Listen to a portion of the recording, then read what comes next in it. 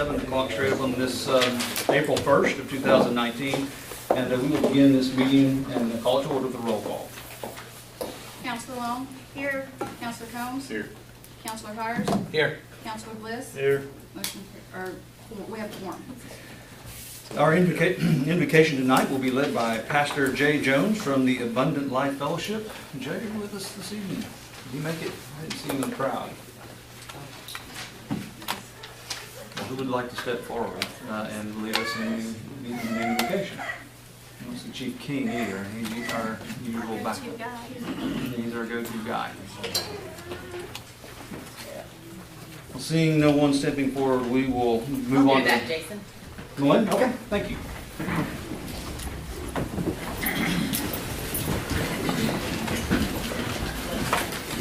You'll bow your heads. Heavenly Father, we come here tonight in your presence just to conduct business for the city. I just pray, Heavenly Father, that your hands be on the people that are here tonight, that what they do tonight just brings honor and glory to you. And we ask that this in your Son's precious name. Amen.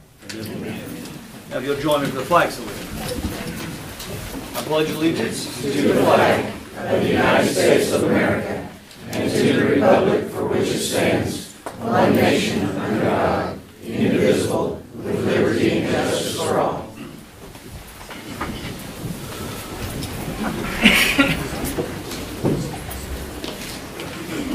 Item number 2 is our public comment section. Comments will be accepted from the general public concerning topics that are not included in the meeting's agenda. Individuals will be limited to 3 minutes of speaking time, and the cumulative total of all comments from the public shall not exceed 15 minutes. Preference will be given to Tahlequah citizens. In compliance with the Oklahoma Open Meeting Act, no action or discussion is permitted by the City Council on any issue or topic raised by a speaker during this public comment period. Is there anyone who'd like to make any comments at this time? Seeing no one raising their hand, we'll move on to item number 3, which is the consent agenda. These items are placed on the consent agenda so they can be approved by a single motion by the City Council. It requires unanimous consent. They're considered routine, but if you want to take a closer look at any of those councils, we can remove and consider them separately in the regular session. We got a question about the financial reports. We can remove the financial report and be ready to discuss that separately in the regular agenda. Any other questions, comments, items to remove? Anyone that wants to make a motion to approve the remainder of the consent agenda, now's your time. I make a motion to approve. A second? Second. Give it to Councilor Long. Clerk, give us a roll call. Councilor Long? Here. Sorry, yes.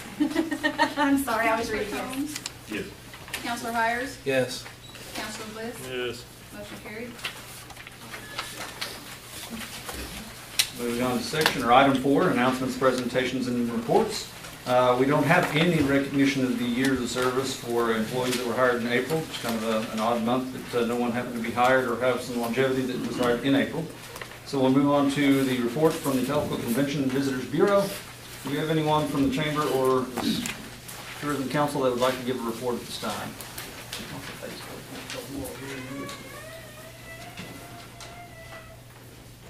Somebody's trying to volunteer, but I don't think they're quite ready to give that report. So we'll move on to the Main Street Association. Do we have a representative from that entity with us tonight? And our city departments, I think you have some information in your packets, counselors. And if you have any questions of any of the departments we have with us this evening, we've got Fire Street, Arts, Planning and Development, Finance. You can cast those in their direction at this time. Hearing none, we'll move on to a special presentation from the Tahlequah Fire Department for a meritorious award. Firefighter Sean Valdez, Firefighter Dylan Hammonds, and Firefighter Nick Crittenden. To give you further details of why this much-deserved award is being given this evening, here's Chief Ray Hammonds. Thank you, Mayor and Council. On Saturday, March 16th, the fire department had taken a CPR class down at the fire station. At the end of that class, just immediately the instructor was putting his stuff up, zipping his bags up, and we got paged out. And the instructor was Josh Darday. He came down to do CPR for us. As soon as the class was over, the pager went out. We got called to a lift assist out at Garden Walk. So we responded. Firefighters Valdez, Hammonds, and Crittenden, and Captain Kenny Barnes responded. And at approximately 10:13, so right around that time they were out there. Upon arrival, Northeastern Health Systems crew, EMS crew, was already on scene. We made contact with them, advised the patient, who had rolled off on and stuck between the bed and the wall. The patient was large male and was unable to move. We freed him with a tarp and handles from the bed and rolled the patient onto the tarp. Then we proceeded to get the patient out of the bedroom, down the hall through the living room, and exited the residence. While waiting outside at this point, the patient became unresponsive and seemed not to be breathing. We hurried the patient into the EMS unit and loaded him with the two medics. Firefighter Valdez, Firefighter Crittenden, Firefighter Hammonds began CPR and assisting the lead medic with his instruction.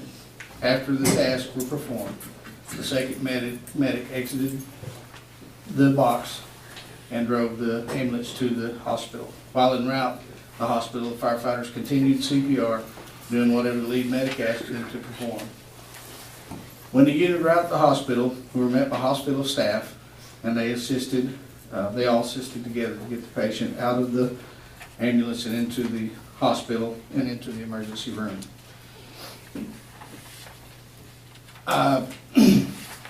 Medic Diego Cruz was the paramedic there. He had come down out to the fire station afterwards. He made a trip down there to tell the captain and those men what a wonderful job they had done. Outstanding job. It was his words. So I spoke to him on the phone. That report that I just read to you was given to me by Captain Barnes, who's recommended these individuals for the meritorious award and recognition. Medic Cruz said that these guys were true professionals. They acted accordingly. They did exactly what they needed to do to perform the tasks. And it's just like they just got out of class. So I guess class wasn't really over when they took off to go there. So they really knew what they were doing, and they did a good job. Both the medic and Kenny Barnes said that this gentleman was not going to come back.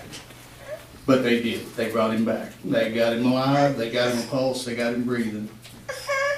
They had him, when he went into the ambulance, he was not alive. When he came out, when he got into the hospital, he was still alive. They gave him an offer and a fighting chance at life. And that's what we're so proud about. We're proud that they performed that duty and gave that gentleman a chance. Unfortunately, later on in Tulsa, the gentleman passed away, but they kept him alive until then. And they did their job, and they did it well. Also, Kendra Daniels was the EMT that was assisting the paramedic. And Captain Barnes recommended that we recognize them as well. I've already spoke to the paramedic. They were unable to be here tonight, but I will make sure that they get recognized with the Meritorious Award to their boss at City Hospital. So, that being said, if Firefighter Valdez, Firefighter Crittenden, and Firefighter Hammonds would come up, I'd like to present them with a Meritorious Award and has been recognized for this meritorious service and the performance of their duties affecting the rescue on March 16, 2019. Tahlequah Fire Department is forever grateful for their devotion to the safety of our community and its citizens.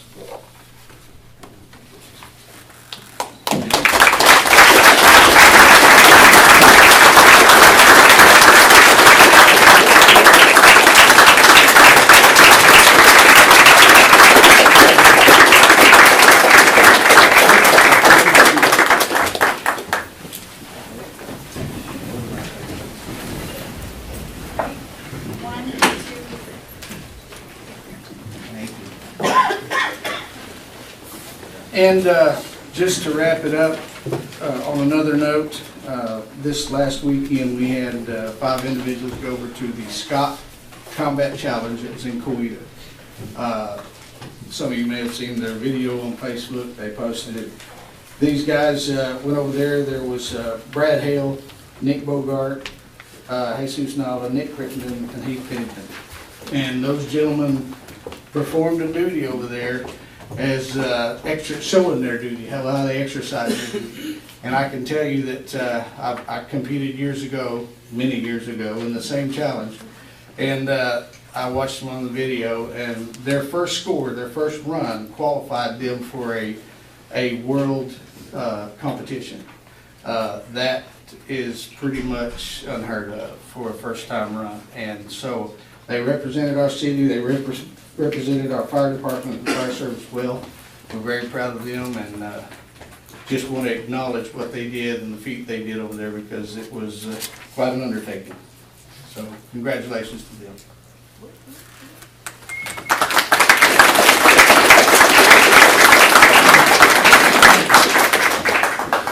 And thank you all. Well, you're very welcome, and congratulations, gentlemen. A very well-deserved award. And when the chief told me the story, he mentioned he wanted to have some time tonight, and we were glad to give it to him. Thank you for what you do.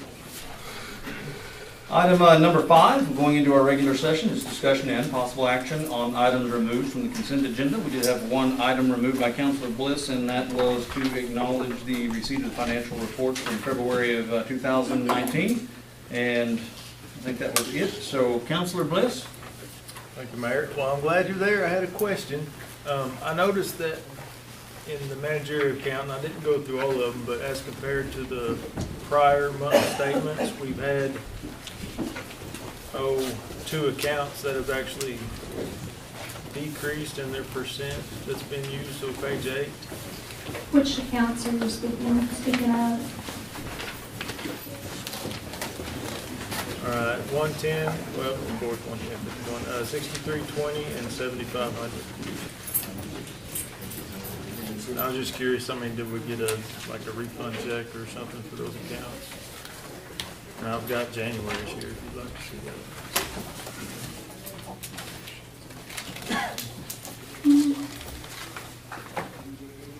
So in January, the percent used was 38.9% for 6320, and then in February it's 36.5%, so a decrease of 2.4%. Okay. And then that's reflected also in 7500. 79.1% January, and that went down to 72.2% in February. I don't have those account details in front of me. I can print those and submit them to you for review. Under what circumstances would that normally go down? It can happen whenever an encumbrance that wasn't used in full is applied back to the account. Okay. It could happen if we received some money that was some sort of a refund, perhaps from Tahlequah Press or someone else that we do something, oh, that's communications, or, some vendor that is a active vendor on those accounts. But I'll be happy to send those to each of you if you'd like.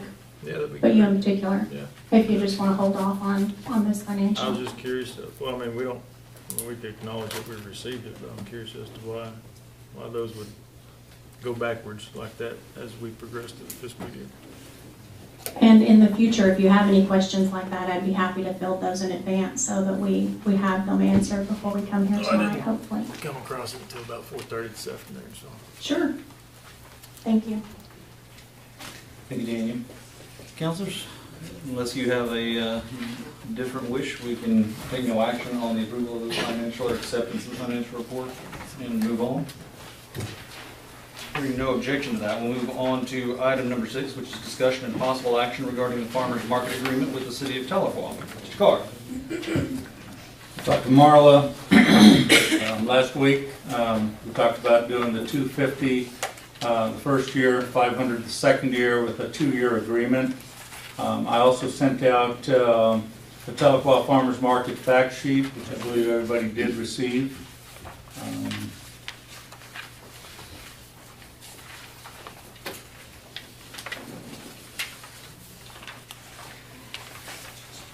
Was this based on a tiered kind of thing, a 2-year auto renewing, 1 year technically, 2 1-year auto renewing things. One was $250, the next was $5, is that right? Correct, over a 2-year period.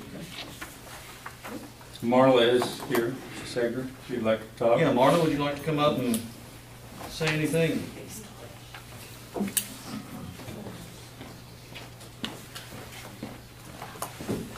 Good evening, and I'm sorry I'm not my normal self. I'm recovering from the flu. But I made it tonight, so I'm very pleased to see you all. So what was the question there?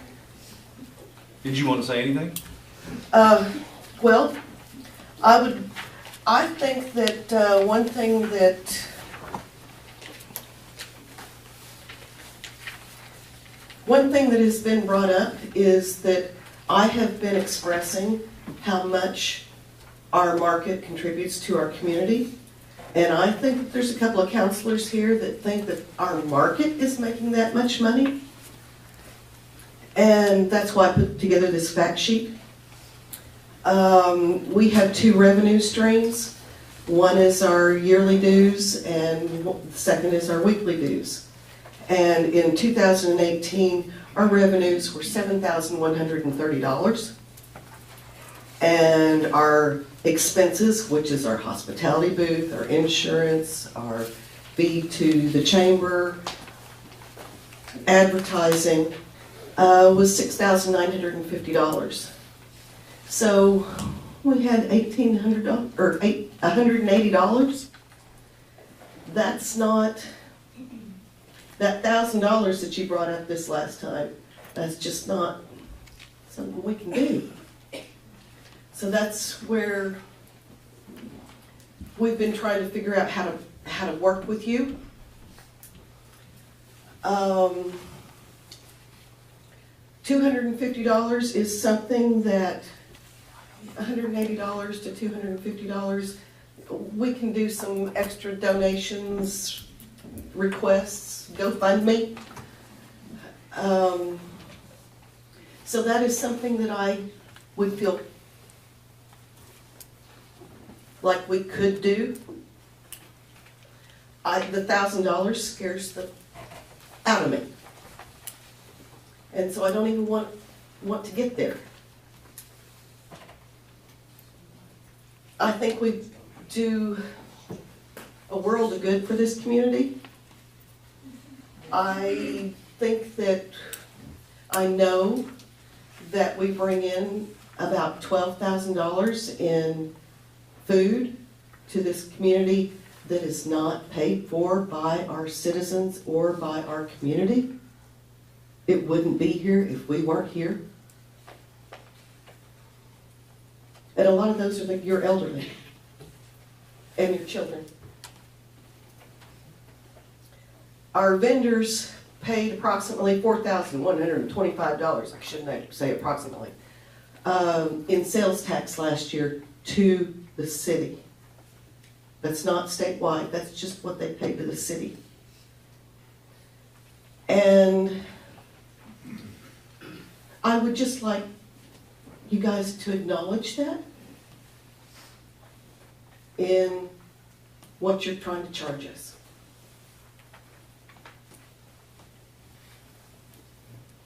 We bring in about 600, we average 600 people, 600 customers per week.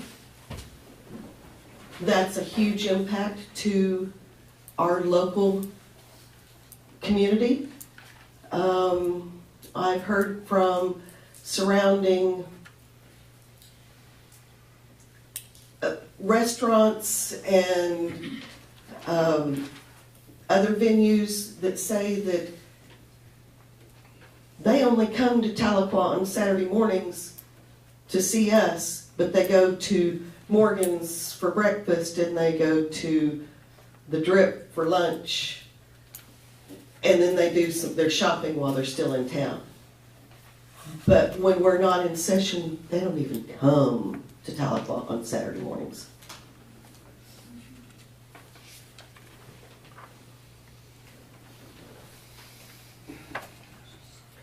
So, I would just like for you guys to consider this. And do what's right. Thank you. A motion to approve a one-year contract in consideration of the services provided in annual free food. An annual free fee? Is that, Well, What was that? their contribution to the community would act as their payment for the facility. I just wanted to make sure But we had- a one-year contract. okay, I did hear the wording correctly though. Clerk, do you have that? Oh. Okay, I had a hard time too. Can you say that one more time for us? Oh, without muddling it, probably not. Motion to approve a one-year contract in consideration of the community services provided. We have a motion from Counselor Bliss. Is there a second? Second. Second from Counselor Hires. Is there any discussion or questions or comments from anyone else, counselors? Counselor Bliss, could I request that you insert a termination clause within that? Because currently as presented, it says this agreement is effective upon signature by all parties for a term of 2 market seasons concluding October 31st, 2020. And it would be, I guess, effective April 1st of 2019. Well, I would presume, Grant, that with me asking for 1 year, that would kind of basically just strike that language No as need well for an as additional the, termination clause the fee structure. in the To beginning. be- I mean, would it need to be reworked? to be consistent with our other contracts that we use for. I mean, I have a, I would step out there and say we need consistency. I mean, I would go multi-year auto renewing if, whatever we decide to give you all. That would take a lot of stress off of me, and I wouldn't get sick like this 2 years in a row. I'm always thinking of you, Marla, and, Counselor Hires, I stepped on you there. I apologize. Council Bliss jumped ahead of me, but I was gonna make a motion, and maybe this could be a friendly amendment to what your motion is, but to keep it, I was just gonna strike paragraph 3 and 7, where it says $250 and $500, and put a sum of 0. Yeah. In both. Yeah. And the 250 and the 500. That will leave the contract as presented to us. It would still be a 2 years. Maybe that'll give us time to work through some of this that we were supposed to work through in the past. And look at, rates or where we're at, but I don't know. Now, Marla, I did request, and I don't know if you've been sick, I don't know if you saw it or not, but I did request a copy of the Articles of Incorporation and the bylaws, because I couldn't find you guys with the Oklahoma Secretary of State, because I was trying to educate myself today on how you are structured, but I was not able to find anything out there. I have my bylaws.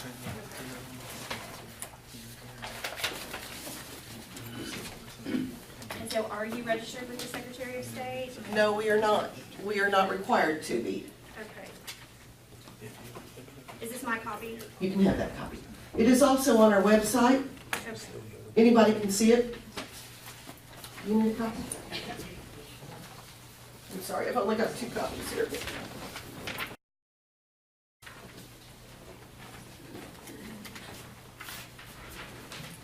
On our website, we have our bylaws, our guidelines, our pet policy, all the forms you need to fill out to become a vendor.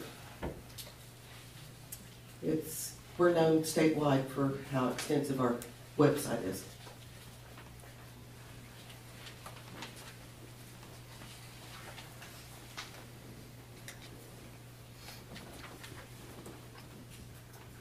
I know Right, yeah, go ahead. the contract is just with you individually doing business as the farmer's market. You know that, right? I know that.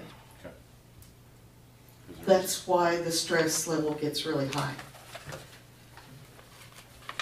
And even with those changes, if that's what the council wants to strike it to 0, there's still a lot of terms that you're obligated to set, to provide the city. Yes, So do you have to file a 990 since you have to register with the Secretary of State? exactly. And the 990 is available on your website? It's a 990 easy is what we fill out. And no, I don't have that on our website, but I can give you, actually, I've got the original here, but I would have to give you a copy of it. We are a 501c3.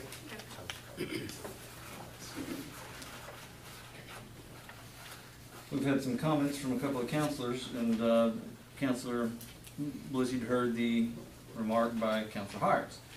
Is it a change you'd want to entertain, or? I'd prefer to leave it 1 year.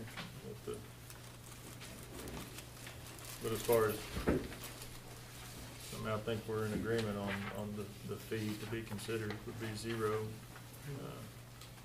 In consideration of that fee would be the community service provided through your free food programs. So you just want to roll what has been happening the last couple of years? Is that what you're saying? Yeah, I guess it's not much of a deviation other than the consideration of the services that they provide. So you've heard the explanation, Ms. Marla, from Marla. Do y'all have any other questions or comments you'd like to make before I call the roll? The only thing I want to say is that the $1,000, that was a suggestion, and that's $1,000 a year. We negotiated that down. It was actually the mayor's idea, and I saw fit, and I agreed to it. Like I said, it's, I think you're one of the only farmers markets in the state that uses city facilities. And I have checked around, oh yeah, and the city of Broken Arrow. City of Broken Arrow is not considered a farmer's market. No, because they're state run, I mean, they're city run. They're city run, but they're not under the state. If they use their facilities, then the city actually runs it. And I don't think anybody here wants to do that, unless you do. But anyway, that's fine. I just want to make clear that, you know, that $1,000 is, I took that off the board way back. So I think what you were saying was my idea was at the last meeting when we were having kind of a back and forth about to charge or not to charge. I said, hold on, let me have some more further conversation. That was where we ended up going back and forth. Okay. And I just want to piggyback off what he just said, Marla. Nobody up here thinks that you guys are running this cash cow multi-million-dollar business down there. You've all been down there. You've seen us all down there with our kids on Saturday morning, buying from the various vendors. So don't think that. And obviously, we are all very glad to have a farmer's market in our community, and we also know that there are other pavilions in the area that you could also seek out and you could also partner with, and we hope that you could offer farmer's market more than one day throughout the week, because we know that there are plenty of people here to take advantage of that service. Yes. With that being said, I had to go back today and even pull back to April 17th of 2017, when we very first started having this same discussion we're having again tonight, and then again in April of 18, and here we are in April of 19. So. But anyway. So I wish we would do multi-year, the auto renewal, single years, I guess is really what it technically is, but I don't know. Maybe we get to see Marla stress out some more in 365 days, so. I'm a tax preparer, and this comes up, I'm trying to create the market. Yeah. Well, councilors, any other questions, comments? Clerk, could you repeat the motion for me, please? Councilor Bliss made a motion to have a one-year contract in consideration of their community services. One-year contract, no fee, in consideration of community services. And as a matter of procedure, we can continue discussion if that particular motion should fail, and entertain a second motion, another motion. Is that correct? Should we say, just so people understand what the community services that we're talking, there's a clause in the contract that states, and shall provide at least $7,500 in annual free food to the community programs through farm to school, senior farm market, and/or double up program. That's what the contract is. So we're saying community services. That's what we're talking about. And you, just so all minds are clear and everybody knows what that term means. We have surpassed that, almost doubling it for 3 years. But in 2018, we didn't have our farm to school program going. And so in 2018, our contributions were $6,962. We are working on getting that going again for the 2020 season. It's grants that bring that in. And when we get those grants in, we'll be doing $13,000 a year. But having that $7,500 in there and knowing that this last year we only did less than 7, I'm not comfortable with that.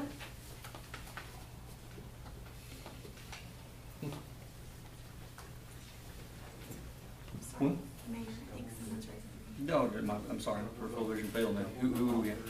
Oh, I'm trying to catch her, not mine. Oh, sorry, I Yeah. thought he was waving at you. Marla, if you need to go caucus for a moment, we'll be right here. Do you mind? Okay. You don't want that now, Zoom?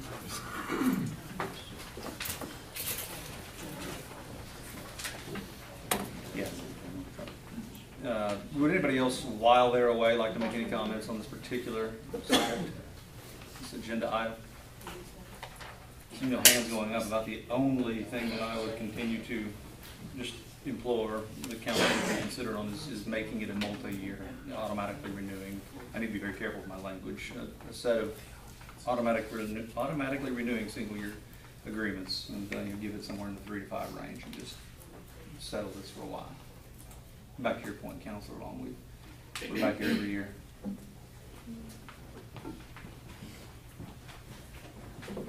I just think you have a really good farmer's market, and Tahlequah is in Broken Arrow, so it's really not, I mean, there's a lot of other things in Broken Arrow too, but I'm 27, I'm not in college here, I'm not in the medical field. Sorry, if you want to make some extended comments, come to the podium, please. Yes. Oh, sorry. Now, I've Marla's back. never even been to one of these, so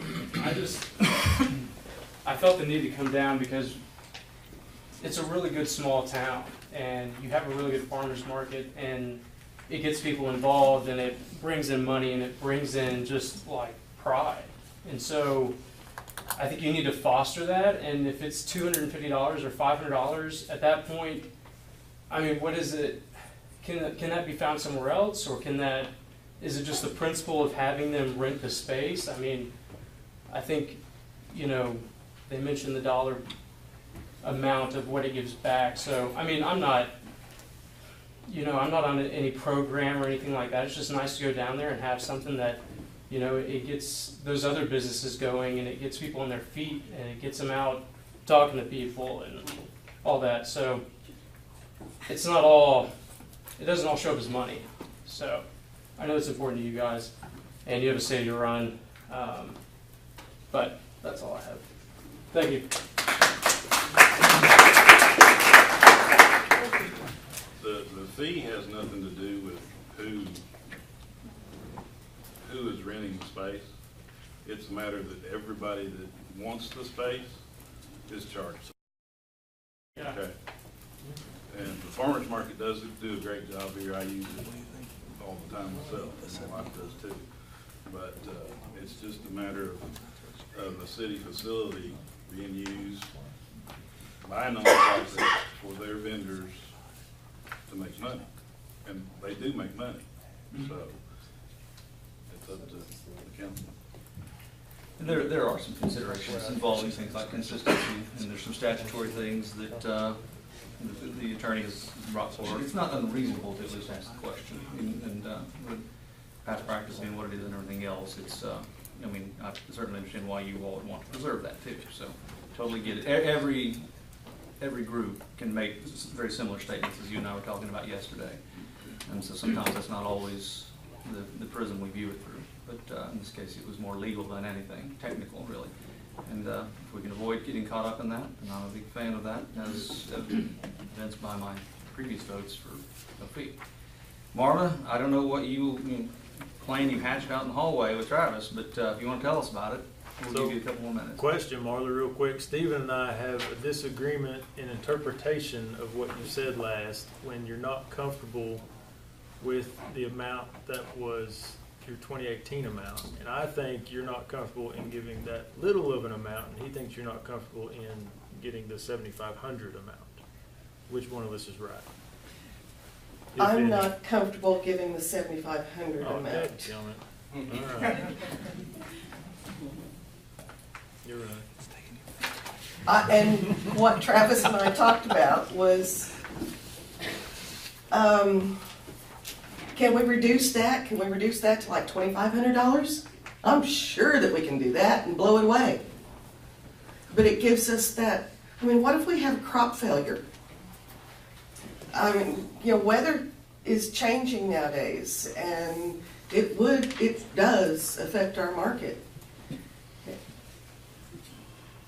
So pushing us in at the $7,500 amount, that's scary. I believe that was your suggestion on the 250 and 7,500. Oh, okay. Back when we were talking about the contract. You're right. You're right. I was. Yeah. And then I looked at our 2018 and was, well, that's the farm to school work. But when we have the farm to school, it's a huge thing in our community to our elementary schools, to our third graders. That's invaluable. I agree. Thank you. All right. Council, we'll give you one last time to ask Marla anything or anyone else who want to make comments. This is your chance. I'd like to amend the motion to 3,000 in annual free food. Is that doable? That's doable. I don't want to set you up for failure. Thank you. $3,000 amendment, and as long as we've got some notes going on here on each side of me, I think we'll be, you have that, clerk? Now we need a second approval. You good with that, Councilor? Okay. Can I get clarification on that, Counselor Bliss? Or is there gonna be a mechanism in place to document that or validate that? I mean, how do we? I can show you my numbers every year. All right. I'm an annual accountant and I prepare those. Better than anybody in the state, farmers markets. Well, let's see if we can't get off my center here. Clerk, give us a roll call, please. Counselor Bliss? Yes. Counselor Combs? No. Counselor Hires? Yes. Counselor Long? No. Mayor? You all be patient. No. Now, I will cast a different vote should a motion in the second be made to give them a multi-year contract under the same terms. I'm going to press for that. I want that. I need to take this off their back. Thanks. Yeah, appreciate that. Trey, Sue, how do y'all feel about that? Y'all are coming up here. I mean, I'm trying to think about y'all in my seat and not overstepping my term and eating into y'all's administration and y'all's duties. So do you care if I pass a 5-year contract and it's something you'll never have to say about? Well, I think the farmer's market's invaluable, clearly. That's, you know, I think really the question is the statutory thing that Grant has is, which is the fee, you know, is it easier for the farmer's market to have a reduced fee or a sliding scale or some sort of system in place that makes it just as easy to come up with $250 or $500 as it is to donate $3,000 in kind food for, you know, so, but I think, like, it seems like the meeting before last, the question was, do we charge the farmer's market and, or do we not charge the farmer's market and then charge Main Street for things like movies in the park? You know, or so, how do we level the playing field, I think is really the question, but, you know, it doesn't bother me for you guys to pass a multi-year deal because I don't think that it's necessary for Marla or the people from the farmer's market to have to come up here and renegotiate this year, so, every year. So I think that, you know, we're not talking about a lot of money either way, you know, so I said, let's just do it, let's save some gray hairs And if I can interrupt, here's a bigger point. The language always includes a termination clause. At that annual period, you know, the action can be taken, terminated if there needs to be a reconsideration. No one's trying to bind anybody to anything. It's just a matter of giving you all a softer pillow to sleep on, not having to deal with the likes of us every 12 months, so. I love you guys though.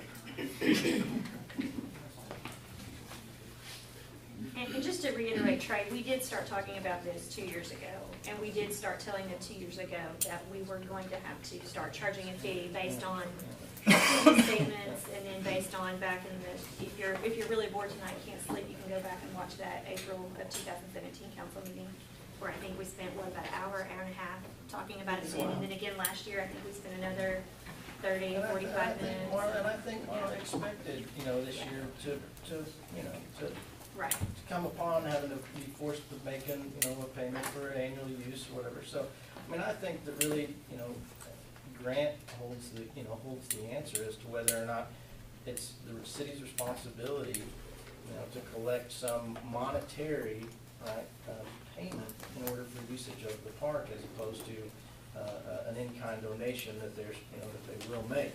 Because I think that you guys will do that regardless, I think you guys are gonna do that regardless, so I just think that there almost has to be a fee in place, so that, the next group that comes along with, with something that would say, well, what about the farmer's market, they get to use it for free, and Marla and I have talked about this in depth in my, for an hour, I think, one day, so, I'm of the opinion that I think that, a fee of $250 or $500, and then let them make their donation, and then we don't have to keep track of, how many bell peppers they're giving away or whatever, so I think that's easier in my opinion.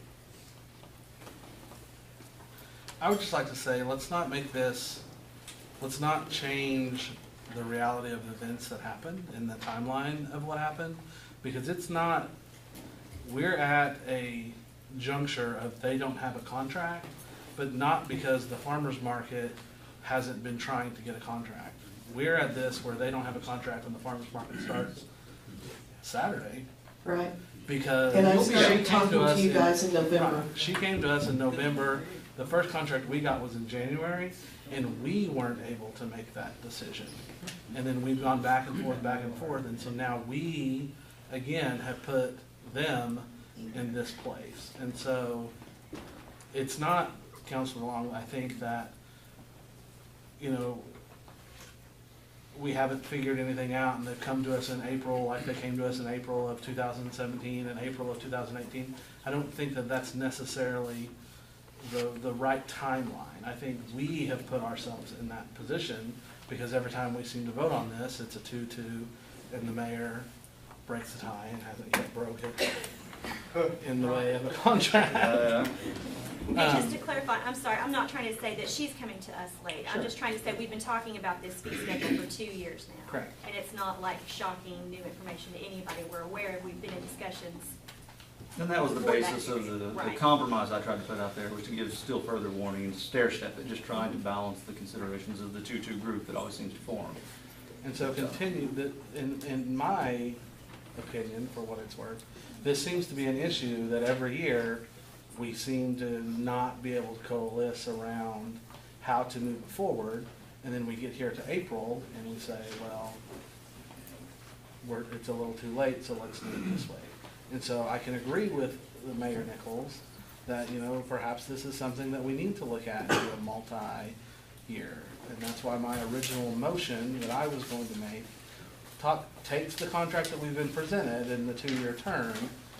I tweak it, of course, because I think that fundamentally we're working with a community organization that's doing a good for the community, and they don't have to, because of that, they don't have to be charged the fee. And I think we should I would say we zero that out. Instead of 250, we put 0 instead of 500. We put 0 in paragraph 3 and 7. 1, 2, 3, 4, 5, 6, 7. And then that gives us a 2-year contract. And then we can set down, hopefully this body, if we start working April 2nd in 2 years, can figure out how we really want to work through this contract, because I don't think we have that consensus right now. Ms. Kate, from your standing, you have a couple comments you'd like to make. You want to come up to the podium?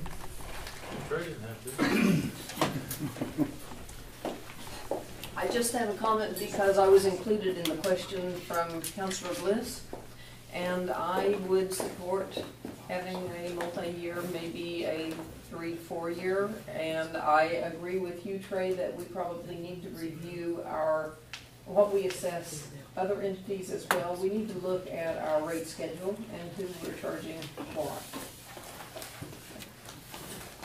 I think we went through that cycle about 18 months ago, didn't we? I think, and brought some things to the body. Yeah, that was approved. Ms. Moore. Hi. I looked at their budgets and I've looked at the situation, and having been involved with the nonprofit community in this town for a very long time, I can say that the farmers market is unique and different from other nonprofits, because one of the benchmarks and one of the things they measure is how much they pay to the city in sales tax that they generate. A lot of people don't know nonprofits do pay sales tax. If they're not paying sales tax, they're usually breaking the law. And so it's real important for you to realize that this $4,000 is going up every year. And that is contributing to the coffers of this city. So all the good deeds aside, let's talk about the money and the impact on the economy. Your economy, and that's mine. And yes, I'm in Ward 2. Nice to meet you. So I suggest that we look at a sliding scale based on the amount of tax remitted to the community, to the city, by any nonprofit, and use that as a sliding scale to set the fee. How much I can make for you is how much I don't have to pay you. Think about that. Excuse me, I ran late. And Trevor, this is going to be much shorter than I originally intended. I love data. I love facts. And so I actually went to the library to go over microfiche to try to get a generation's worth of obviously bad mistakes made and money wasted by this city, as in all communities, in hindsight provides. But that would have been a very long list, and much like the last meeting I attended. So what I wanted to say was, the city market, the food market, the city market is so important. My wife just beat breast cancer, stage 3 breast cancer. Medical doctors, prayer, and proper nutrition is what helped her. And besides for what we could get Oasis Health Food, the city market was the only place, the farmer's market was the only place we could get what she needed. And there's been so much money wasted, and it's always wasted. Mistakes happen. But this would not be a mistake. I think making them pay any money besides their sales tax would be a grave mistake to the health, the care, and the heart of this community, and actually express the heart of this community. It is different. It's very different. And somebody, I think it was Trey, that said if you did it with this one, you have to do it with others. That's why we're not computers. There's no standard operating procedure in real life. Each decision should stand on its own merits. And the merit of this one is plain. It's health. It's nutrition. It's good food. Now, why make it difficult and hard for anybody to do such a thing is really beyond me. So I didn't do the long, drawn-out thing I was going to do. Believe me, there's been a lot of money wasted like everywhere. This would not be wasted money. It would be an investment in our health, our well-being. And who knows, it could grow and become much more. Thank you very much.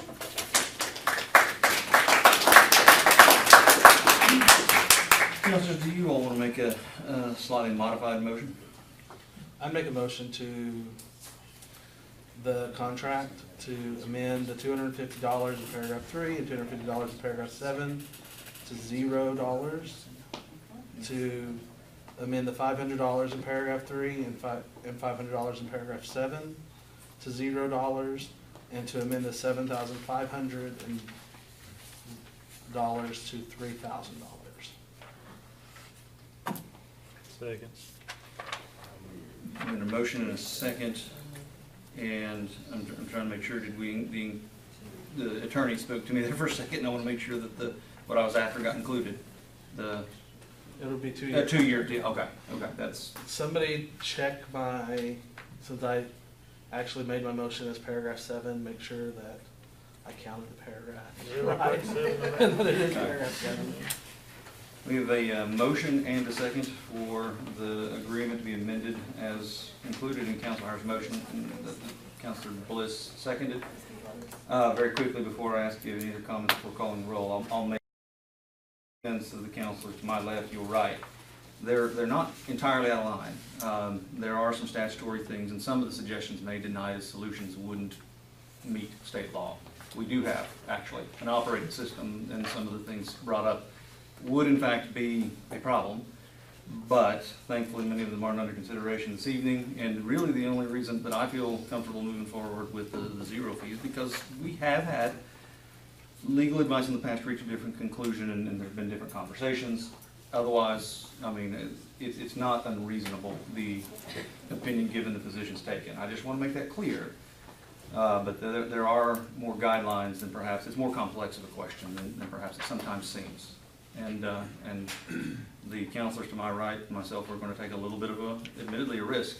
The only reason I feel comfortable is because of past practice and previous advice. Otherwise, I mean, I can see the rationality in their thinking.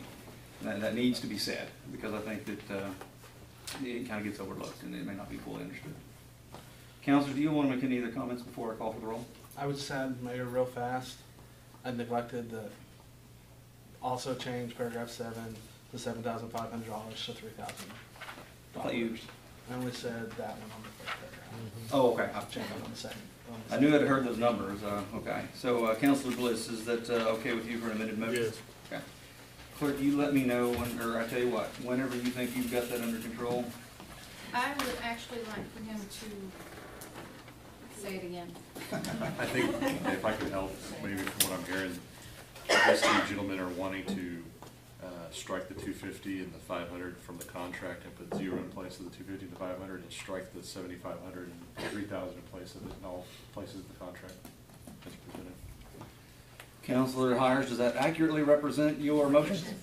That's why he went to law school and I did. Okay. Of all the money you've saved, Stephen. Exactly. Clerk, whenever you feel fully prepared, you may call, hold on.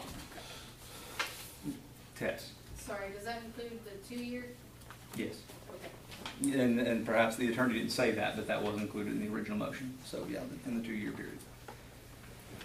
Well, again, I want to be very, very clear. It's 2 with the first year automatically renewed. Yeah, there's a presented contract that Mr. Carr presented that is a 2-year contract. And instead of the tiered $250 and $500 is now been proposed as stricken to 0 on both terms. And then instead of the $7,500 proposed free food every year, it's been stricken down to $3,000 per year for free food. If I'm hearing everybody right. I believe you've done that. Deanna, whenever you feel comfortable. Councilor Hires? Yes. Councilor Bliss? Yes. Councilor Combs? No. Councilor Long? No. Mayor? Long last, yes. Thank you. Well, I wish I could have got you 3, but here we are. So.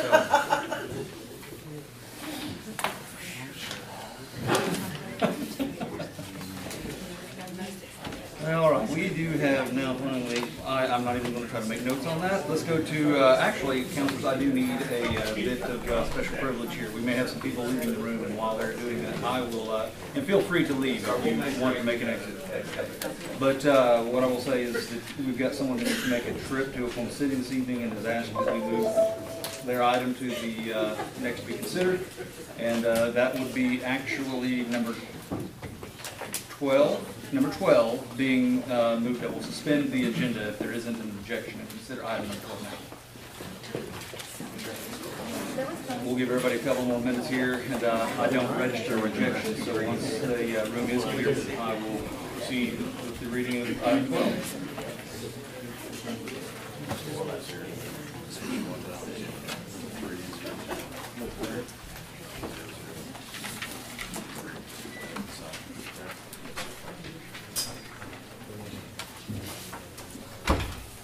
All right, looks like we've got enough space here to get started. We will, item 12 is discussion and possible action to award a bid for the Veneta Roadway Improvements Project number 3010. Mr. Carr and Mr. Riles.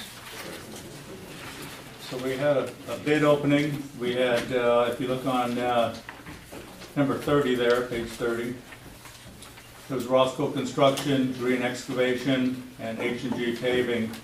You can see the dollar amounts. It was my recommendation that we select Roscoe Construction because of the past experience, also due to the price. They did both of our largest projects in town. We have Mr. Kelly, with Kelly Engineering here, and we have Mr. Ross with Roscoe Construction, in case you have any questions. Matter of fact, Mr. Kelly, why don't you come up and explain the bid process in case there was a small little issue and we need to identify that, what happened. Okay. Mayor, council, thank you for your time this evening. We opened bids on Bonita Avenue from Seneca Street to Allen Road on March the 26th at 3:30 p.m. We had the three bidders, Roscoe, Green Excavation, and H&G Paving. They all came in and submitted their bids. Their bids were then opened and read aloud, and then we closed the bid opening. At that point in time, we, your engineer, take those bids and we tabulate them. We create this bid tabulation form that you see up here on the exhibit. When we started tabulating the bids, we noticed that our lowest bid on Roscoe was miscalculated.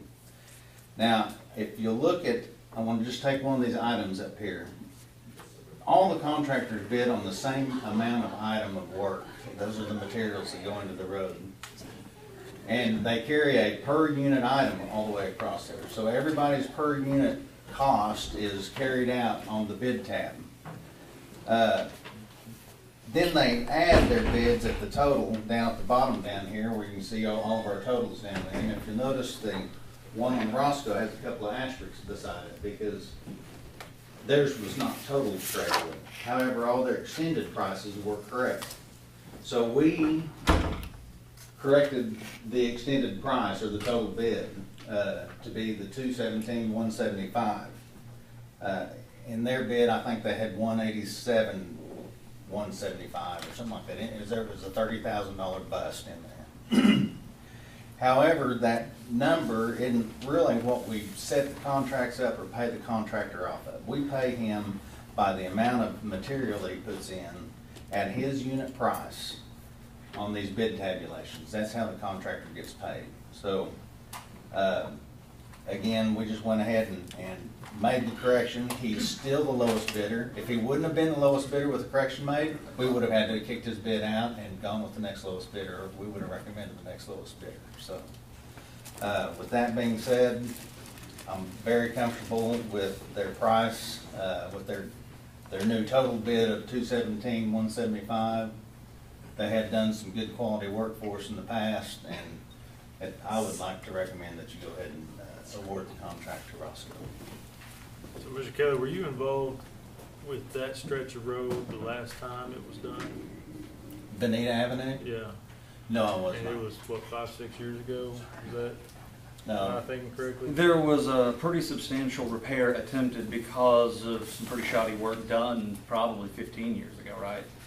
Now, I was involved in 12. the original curb and gutter that went down. Yeah, the curb and gutter. The curb and because they were gutter. addressing some drainage issues. And so are we gonna fix, I guess, what was broken the last time we fixed it? Well, this fix is to fix the Just road. all the undulations that's and- yeah, to redo it. sinkholing, for lack of a Just to better redo word. it. It's kind of sinkholing. Okay. Or And essentially. it's to cut that bad material out, put in some good material, cold mill all the rest of the street, and then give it a whole new surface all the way across throughout the whole So is it length of not the drive. packed properly, or I mean, what would cause it to do Well, something I looking think like it has? the utility department came in and put that in after. This is after the fact, like after the road was originally built, and I don't think they got compaction in there. Well, I think that there's now, and it's all memory, of course, but I think what happened was that there was an issue. They needed to put it in, and I think that the original work was going bad. They had to actually go through there and do the repair, and they put that under about the same time or something. I mean, I'm pretty certain that it was having a problem completely independent of Tahlequah Public Works. That was the utility involved, right? Yeah, I think it started undulating before they. Yeah, started I mean, doing it their was stuff. having a real problem based on the original work done way back in, and again, I'm going, just drawn way back, 2009, 8, 10, somewhere, I can't quite remember, but somewhere in that range. Well, our involvement and then at that point would have been, we would have designed it, but we wouldn't. You didn't do the work. We didn't inspect it, or we didn't do any Correct. of the work, or we Right. didn't get compaction tests and make sure that it was all built right, like we've been doing lately on blood. There wasn't a lot of quality control in those days. That's correct. And I kind of touted that today at the State of the Community, that we're doing a lot of that now, so. To try to prevent this kind of thing. This is the road that goes through Davis Retirement? It's next to it, I think. Grace Living Center. It is, it's the one that goes Like through one's the. on one side, one's on the other. Correct. Well, okay, yeah, if you look at it that way, yes, Okay. yeah. So will we be curb and guttering this? The A whole way? big portion of it's already curb and gutter, that's why we're going to mill down at the gutter line. Are we looking to add sidewalks? We've already s- No, we're just, it's mainly a repair and resurface. There's a sidewalk for a block. Well, that's not complete streets. We have tried to stick with it, and it should be kind of in there. The only issue is, I bet you run into a lot of problems off to either the east or the west in terms of right of way or topography, probably, correct? Right away and probably utility relocation as well. So if we're not going to conform to the complete streets with this, do we need to say that? Does that need to, or at this It would point, need to or be at a some part- point, do we need to You want to say you're waiving that? waive that? Yeah, just recognizing any motion that you make that we're, because of some technical issues that would add significantly to the expense. I mean, like, not just sidewalks are more expensive, but just an enormous challenge, from what I've been told, that you'd want to exempt. Which is, There there is is a It's clause pretty much a of the- repair and resurface. Right, in the complete ordinance. streets that correct. allows that to happen. That if it adds to, that if it adds to the project, it can be Substantially. waived. Which I'm fine with, I'm not, Oh, sure. just wanna make sure we do it right. And I don't know if it's at this point or if it's later that needs to. It'd be right now. Mike, can I ask an unrelated question? So you mentioned they obviously made an error in their original total, but the individual sub-items were correct. It's just, somebody probably did a typo in the Excel spreadsheet on the grand total, is what you're basically saying. That's correct. So when they submitted their bid, were they bonded in the amount of the $217,175? Did they submit that documentation to you? They did submit a bid bond with their. Okay, and the bid bond is in the documents. amount of the individual 17 items? The bid bond, it doesn't state a specific amount. It is just 5% of his bid, whatever his bid is. That's the way the bid bond's written. There's no dollar amount written on it. Okay, great. Is that acceptable to meet our legal needs? As long as they confirm that with their bonding agency, they're not, changing what their bid amount is. And the one question I had though, is I wasn't at that opening, but did they not say, wait a second, that number doesn't sound right or anything like that? That just seems odd to me. This contractor wasn't at the bid, and contractors don't always show up at their bid opening, especially if they're real bid. They weren't personally there to Right. correct it. They're here tonight though, right? Yes, they are. Okay. And they're good on that number? They're good on this number, I believe. You're more than welcome. We'll enter your Yes. positive head into the record. Yeah, yeah. Yes. Tom, can you get him on? Can you here? come to the podium and shake your head, sir?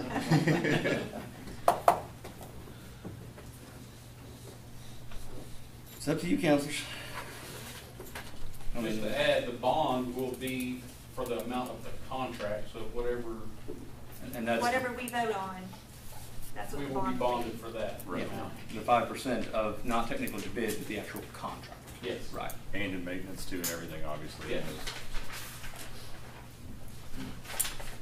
It's in your court. What's the time frame on completion?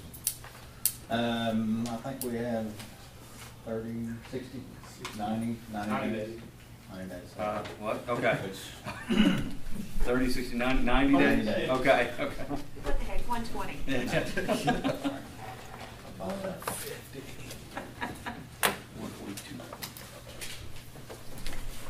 I'm awaiting your desire. I'll make a motion to approve the bid from Roscoe LLC for $217,175 for the Veneta roadway improvement project. Second. And would you like to add the exemption for the complete street sidewalk? Oh, sure, and to add the exemption to waive the complete street sidewalk portion, to waive the sidewalk portion of the complete street ordinance. I know it probably pains us both for you to have to do that, but I think it may be in some ways practically necessary on this one little instance. We have a motion, is there a second? Second. Did I miss one? Oh, I'm sorry. Second from Councilor Bliss. Any other questions or comments? But you have something bad? Does he handed you something? Did you have something? Just a copy of the bid schedule. Clerk, give us a roll call, please. Counselor Combs? Yes. Counselor Hires? Yes. Counselor Bliss? Yes. Counselor Long? Yes. Motion carries. Thank you, gentlemen. We appreciate it. Look forward to having the street done right. From correcting a 15-year-old problem or whatever it is. Help me remember when we get to 12. When we handle 12. I'll make my notes here in a moment probably. But for now, let's move on to item number 7, which is discussion and possible action to accept and approve the MOU from the United Kituah Band that ensures the city will maintain a 0.4-mile stretch of West Avenue south of Highway 51, west of Choctaw Street. Mr. Carr. Talked to Commissioner Riles, Street Department, and we presently do maintain that road. We also have, is Miss Ashley Houghton in the room? From the UKB. I'm just the messenger. I will try to answer anything I can. But yeah, we're just wanting to put this on our inventory. Our housing department is wanting to do some elder houses in the future. So it's not going to be anytime soon. It could be in the next 1 to 10 years. And since we just wanted to get it approved for if we get this project going, if you guys would maintain it. I'm pretty sure that's what she told me. So, yeah. For Commissioner Riles, any issues? No, sir. That is West 4th Street, and it's the portion that runs from Highway 51 south to Fox Street, Yeah. and we do maintain it. It wasn't West 4th, you mean West Avenue. West Avenue. West Avenue. Yeah, we're so West used to Avenue. saying those words. Yes. Right. It's southwest Avenue. There we go. 51 to Fox Street. We do maintain it. We don't have any issues at all with this memorandum. Actually, unrelated question. You worked in the other building, right? When I worked at the UKB. Okay. You've married since, correct? No. Was it Hopton then? Yeah, it's still Hopton now. Yeah. Hopton. Okay. I thought that he was saying it with an F. Okay. That threw me. Okay. Well, it's good to see you. You too. Thank you. Thank you. So what else? What? So we're literally just looking at this black line, which is the city street. Yeah. It's a 0.4 miles. Okay.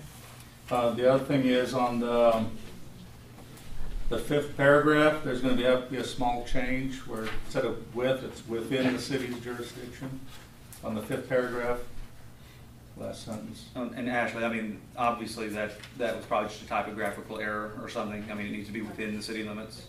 Okay, I want to make sure you were okay if we, ask for that correction or whatever. Okay. And I'll reach out to Tony. Tony's working on tomorrow to have that done. And so Tony's still there too. Yeah, okay. Full time. Well, councilors, you've heard the request for the MOU with the typographical correction. Is the motion you'd like to make at this time? Grant, do you have any other recommendations for any changes besides what Mr. Carr just mentioned? No, that's the only one I caught on my read. All right, well then I will happily make a motion that we modify, that we make a motion to accept with the modification requested by Mr. Carr, that the paragraph state within the city's jurisdiction. A motion from Councilor Long. Is there a second? Second. Second, Councilor hires. Any final questions or comments? Clerk, roll call, please. Counselor Long? Yes. Counselor Combs? Yes.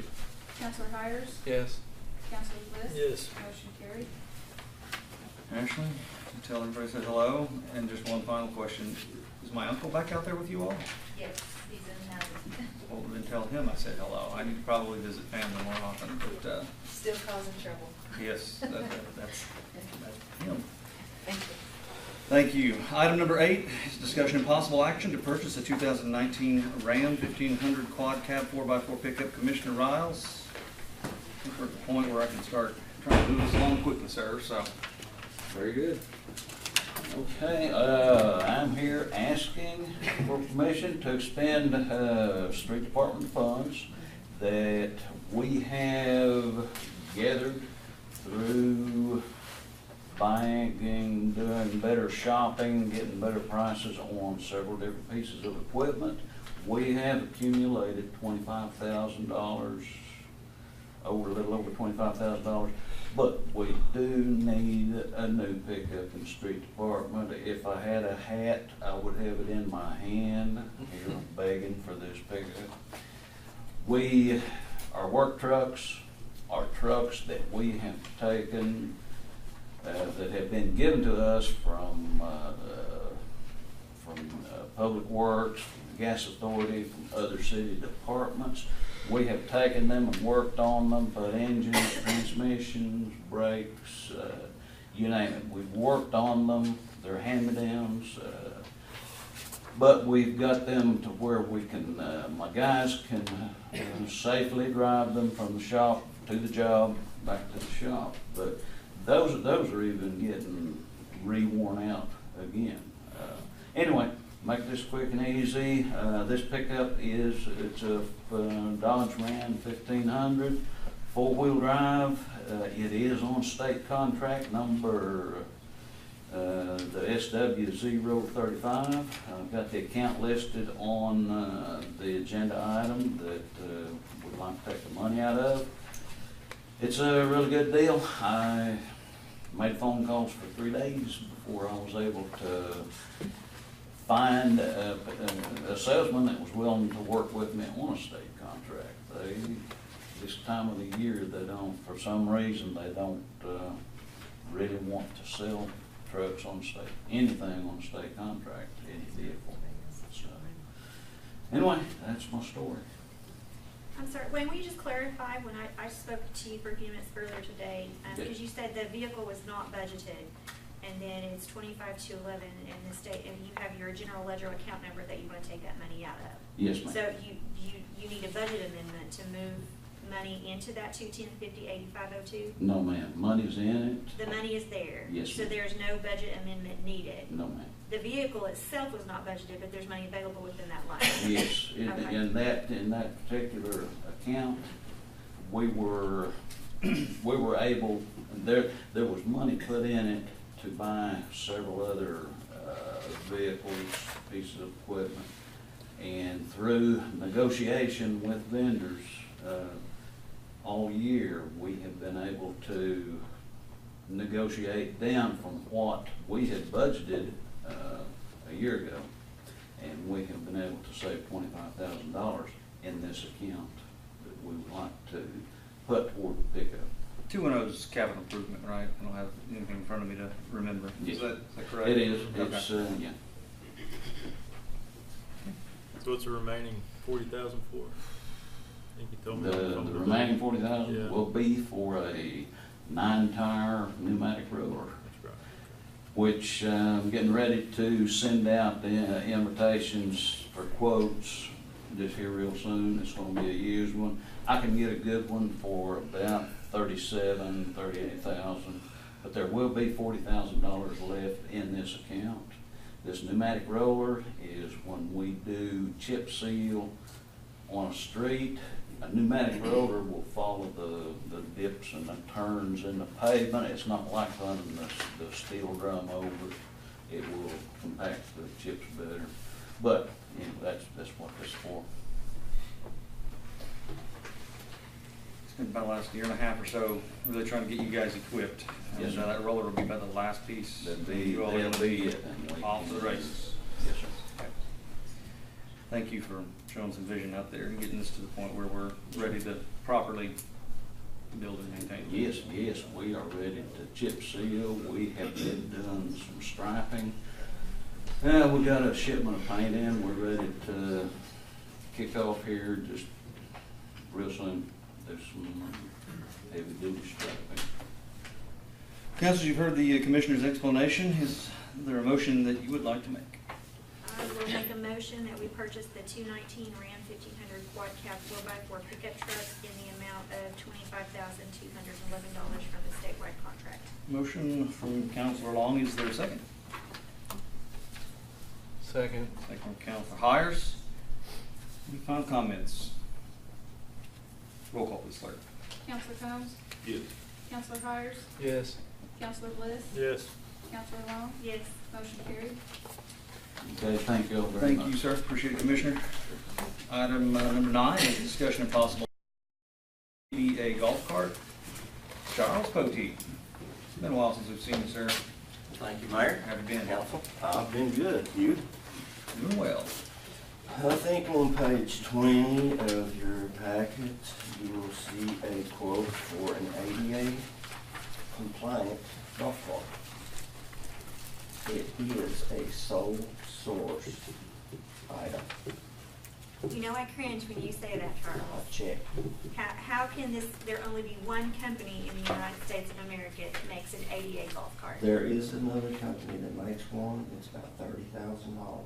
And it basically, if I describe it, it's been stretched and it has a wheelchair ramp and the machine actually lowers and raises hydraulically.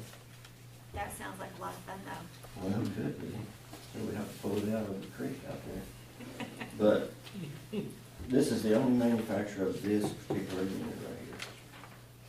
So that means you said the other manufacturer, the differing ADA compatible. It's about $30,000 for the other unit. And it's my understanding that this is a federal requirement that we provide an ADA compliant golf cart at our golf course. How does it work? What makes it ADA? The seat, the driver's seat actually is adjustable electrically. So if you're on this machine, you pull up to the tee, you can turn the seat around, you're strapped in, and you hit your golf ball.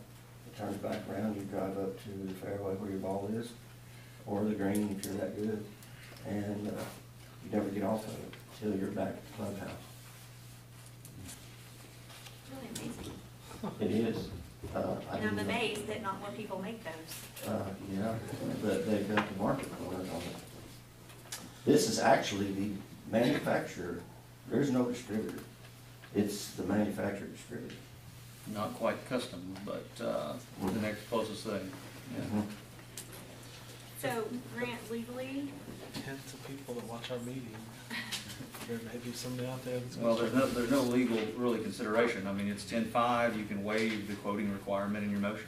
I mean, if it had been $500 less, we wouldn't be here tonight. If it's sole source, you're right anyway. Yeah, and that's true too. I researched it for about 2 weeks, and when I called the company, he basically told me that I had already found out zero manufacturer.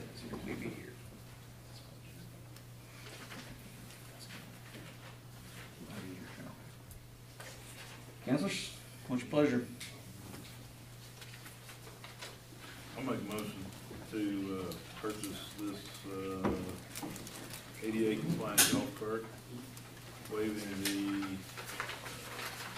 bid requirement and purchasing it for $10,500. We have a motion from Councilor Combs. Is there a second? Second. Bliss?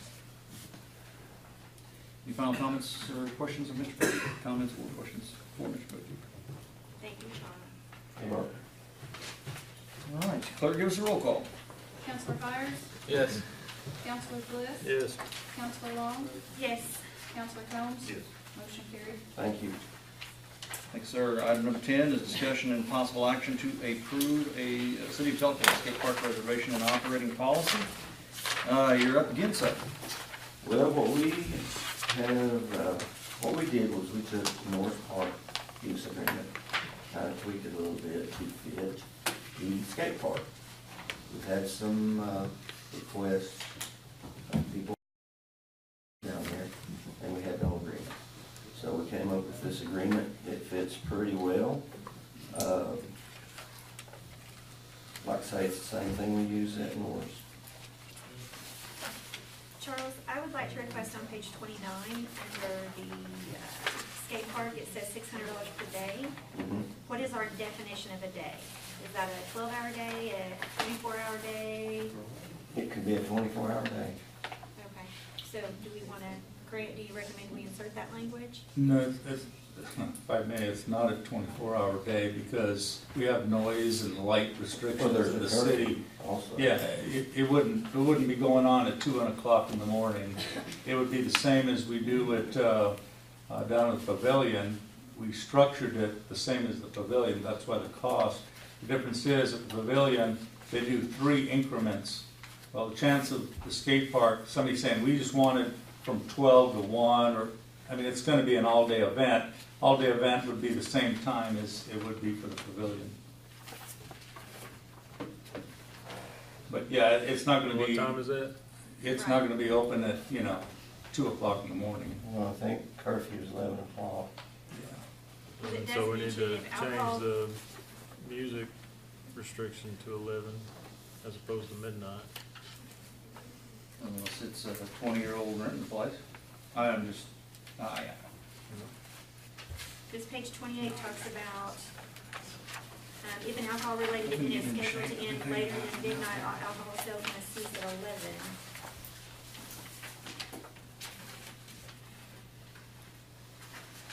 11.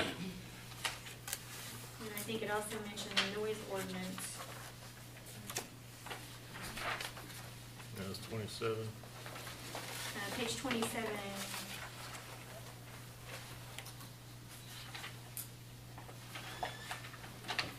Number 25. I'm sorry, page 28, 38A is where it talks about the alcohol-related events at midnight.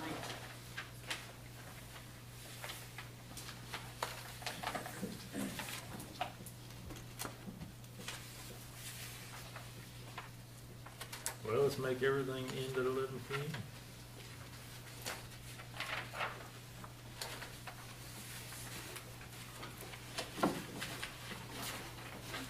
Well, currently, it looks like everything ends at midnight. According to this, unless you have an alcohol event, then it ends at 11. Or alcohol sales must cease at 11. So the last call within the event has to be over by midnight. I believe those are the times it's on the pavilion. Correct. I mean, just a curiosity. Alcohol, I didn't even catch that because it left in this because you just copied and pasted essentially Norris, did find and replace. Yeah, but I mean, it's a youth targeted activity really, and it's like that just seems incongruous with the. Well, the reason we have the alcohol, if somebody wants to come in here and have an event where it's not the young individuals of Tahlequah that are skating, let's say they put on an event where they're bringing people coming in to do an exhibition to where they're showing their skills. Tony Hawk. Tony Hawk's coming. Oklahoma, I heard that's on there. He's talking about Jesse Nichols right here. Then when they do that, Next week. there's going to be a lot of adults coming to see that, and I mean, it would be controlled just the way it's controlled at the pavilion. You know, I'm sure they would have it sectioned off for the beer garden or whatever. They would probably do the wrist bracelets. I mean, it'd be a controlled function. And as long as you all had given that, a little bit of thought and attention and had a reason for it, I'm fine. I just want to make sure that it wasn't a leftover. No, it's not so the young people have access to alcohol at the event. It's in case somebody comes in and wants to have a large event to where there's people coming in to do an exhibition, to where they're going to charge, to where people will come and see that event, then I don't think it's that grand of a skate park. there's a lot of people that think it's a pretty good skate park. There's one in Tulsa. Quite a few adults. Yeah, I mean, I don't know that we've got demographic research done on attendees, so I didn't know, but. And in the future, we plan to do more out there. So, Ed, just to clarify, your definition of a day is, if I walked in and said, Ed, I want to rent the skate park tomorrow for the day. What time can I get there? What time can I get there? What time can I leave? And then for Joe Public, who wants to come in the minute I'm done and wants to skate at no charge, what time can they roll onto the property? And I have to be off. It'd be the same type of, when they do the pavilion, let's say they're doing it for Red Fern or one of the events where they bring in a concert venue. Yeah, they may have an opening time, but the people putting on the concert or the venue come in pretty early and they're setting everything up. Yeah, but the skate park's not open during setup, so. Because it's unfenced, it's just there, you walk. The only reason we did this is for when they have a large event to where they're putting on an event. It's not for the young individuals come in and say, we just want to go ahead and reserve this to have a birthday party out here. Well, I kind of get that from reading this. I don't. So you think this is set up for a birthday party? Well, I think it's set up for anybody that wants to rent it for $600 a day has the right to come down and pay $600 a day to rent it. We're trying to define what that day is. Well, it's actually, according to number 2, only set up for people, all events anticipated having more than 25 attendees are required to submit an application. So what's the application? Over 25. That makes it a requirement, but you could still go by yourself and say, I want to pay $600 and have exclusive right to it, clearly. Right. I think, just to kind of cut to the back, I'm not trying to take the province from the mayor on this, but maybe we just make it the same as the pavilion's day. I don't know what that is off the top of my head, but if it starts at 10 or 9 a.m., then it's from then till, I know the pavilion goes at least till midnight or 1 or something. I think it's 6 a.m. It's in blocks. You mean opening? I think 6 a.m. to midnight or 1. Pavilion, I think, and it's in blocks. We would only allow for reservations between 6 a.m. and 11 p.m. or whatever. From 6 to midnight. Midnight, yeah, Unless Just alcohol be conforming is with present, then it goes down to 11. And, yeah. My suggestion is just make it exactly the same as the pavilion. There's no It is, this is almost verbatim, to keep it both the same language. But you've removed the time block intervals from this one. That's because we're not renting them out in small Right, little blocks, because the Right, person we is. understand that, but we're just trying to keep it as consistent as possible with the removal of the blocks, the increments. Yeah. So we just want to make it one big pie that we're not going to slice, just boom. We want to buy the pie. So that's going to get us from point A to point B. You're saying 6 a.m. to 11 p.m. is a day. Sounds good. Does that sound great? I would say, go ahead, I mean, you guys do what you want, but if you just say, in conformity with what a full day is to be able to rent at the pavilion, the Well, North you're the contract. attorney, so if you think that's the best and 'Cause most efficient way to do it. I don't think it cuts off at 11, I just don't, Well, Okay. This keeps it open till midnight. yeah. So the very least, I would say, we'd say 6 a.m. to midnight. Alcohol stops at 11. The last call for alcohol is at 11, if it's an alcohol event. But the event can stay on till midnight. I mean, page 28, number 1, 35A says midnight. 27, page 27, number 25 says midnight. I mean, so this has midnight as the cutoff. And what it doesn't have is the morning. So if we would say the morning is 6 a.m., I think that would keep it in line with Norris Park, how you say. So, But Norris, well, the pavilion, you can rent any part of the day. and then I would say also, I mean, I know that we're now getting into the weeds, but if somebody came and wanted to do a special event in the thing and they wanted to go from 10 to 3 in the morning, I mean, ultimately the staff at that point then couldn't say yes, but they could bring it to the city council and the city council could waive that requirement and allow it to go to 3 in the morning. I mean, so I think we should put the parameter there, but then we should realize that, and the public should realize that that's not if you have an event and you're thinking a little bit outside the box, that there can be some exceptions to that rule. This makes it a little easier to hold something and have to come to this body, but if you want to operate outside the parameters, you can. Just like usually Norris do. Park, just like, you know, at some point Main Street has probably done something in Norris Park that goes longer than the midnight hour. Do we have any type of signage down there, so that if like Counselor comes and I roll in on a Saturday and we want our kids to skate, and then another entity has reserved it for the day and paid, and then that entity says, hey, you guys need to get out of here because we reserved it. Is there like a signage board where they can show that it's reserved for that day? Because I can kind of see people fighting. Oh, sure. When people say, no, you can't skate here, yes, you can. Yeah. You know, it's a public park, no, we rented it today, we'll prove it. We would do the same thing we do for like the pavilion, so they would go in and they would talk to the rec coordinator, and they would schedule it. So if you want to rent the AMC, you want to rent the pavilion, you go and talk to the rec coordinator, they write it down on the schedule. So the person shows up, and the first person they call is the rec coordinator, and say, hey, I'm here because I rented this, and there's 50 people down here. Then the rec coordinator would go down and say, And well, run them off. right. Okay, and they're gonna answer on Saturday and Sunday.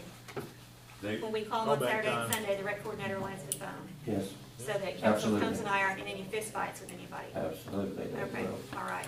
I'm always amazed that the pavilions at Norris Park have run smoothly. And little Joey hasn't showed up for his birthday party, and little Emily's already in there. Little Joey and little Emily's moms. It didn't happen so smoothly in the beginning. Councilors, any other questions or alterations yet? Oh, Mr. Henson, yes, sir. Yeah, so say if I wanted to throw a little contest, let's say April 28th, for example, and it's only gonna profit $80, like after all the prizing and everything. Will I still be charged $600? Or, excuse me, but, yeah, like, will I still be charged $600 just for like, you know, a contest, like, that's gonna bring people into town or what? Oh, here we go. Yeah, I'm not gonna go all out like that, you know. Yeah. I think he serves a municipal purpose. How Yeah, much you'd be is, charged. how much is the block of space at Norris Park? Like I can rent a block for how much? That's 6 a.m. You mean a to- time block? Yeah, time Like a block. 4-hour time block? Right, that's 6 a.m. There's not a time block set up for Norris, it's the pavilion. For the pavilion, it's 200. It's 200 per block. there's 3 blocks. That's why he said six. Yeah. But can't you rent a gazebo for only like 25 or something? I just wanna rent it for half a day, can I just rent it for half a day? The only reason we didn't do the 3 blocks, we figured if somebody's gonna spend the money on security and everything, it's more than likely they'd have it for more than just a few hours. They would actually have it for the whole day. I mean, to show do an event. We can put that in there, we didn't think anybody would want it. If they're gonna spend that much for security, pay for the porta-johns, pay for all the barricading, if they have alcohol, light, all that, I mean, that's a pretty major thing to just say, and we're just gonna do it for 2 hours. Yeah. Well, I wasn't quite going there. Where I was going is if the block is $200, then I think we could do that at the skate park. I mean, I think that could be an all-day expense. I mean, The idea is not, my intent, the idea was not to take away from the people who live here to utilize that to where just a group could say, well, you know what, we're gonna shut it all down just so that my family can go have a family reunion, and if they decide they wanna roller skate, they can go out there. It still needs to be left open for the youth to use it. I was looking at it just in case they wanna have a large event, we rent it for the day. Mr. Bernard? How many requests have we had for somebody to hold an event there? One so far. No, no, there's Well, been there's several some in the past. semi-controversial events that have been held, impromptu almost, I mean, with, a couple days' notice or something. One recently. The reason I ask is because it seems like I understand the intention of bringing this up, but it seems like the actual effect it's gonna have, it's gonna keep one local group from being able to have tournaments there. They can if they don't charge admission or exclude others. That's, unless they rent the facility. That's the whole, what they're trying to figure out here Yeah, today. if you wanna use a facility, if you wanna put an event on, there's no charge, it's as if you're charging. So if you throw your event and you're not charging people to use it, you can go down and use it. And if they give back Well, all of public that councils entry are fee and access. prizes? That's a different story. If you're charging, then the city should charge. Well, their fee, their prizes is none of our business, frankly. Yeah, that doesn't affect the computation, shouldn't, I mean. If I may, just because I have the answer from Clint there, he's pulling up on the website. The Norris Park is from 6 a.m. to midnight if you went the full day. That's what you can rent it for. That's what I've been saying. Just when people want to charge admission, and I think that's kind of the conversations that you and I and Mr. Camden have circled around before a little bit, is that if you want to restrict access to a public park, there's gotta be a policy involved, and that's really what it comes down to, because otherwise, I could leave this meeting and go down there and I guess try to order everybody off or something just cause, but this would give some administrative and legal backing to that request, need, use. So, for example, I actually been talking to people in the skateboarding industry, and I want to have a team come out and do a demo and a sign. Why can you go ahead and come up to the podium really quick so make sure everybody hears? So, pretty much, I've talked to people in the industry, and I've talked to tons of people, and they actually some people want to have a demo and a signing with professional skateboarders.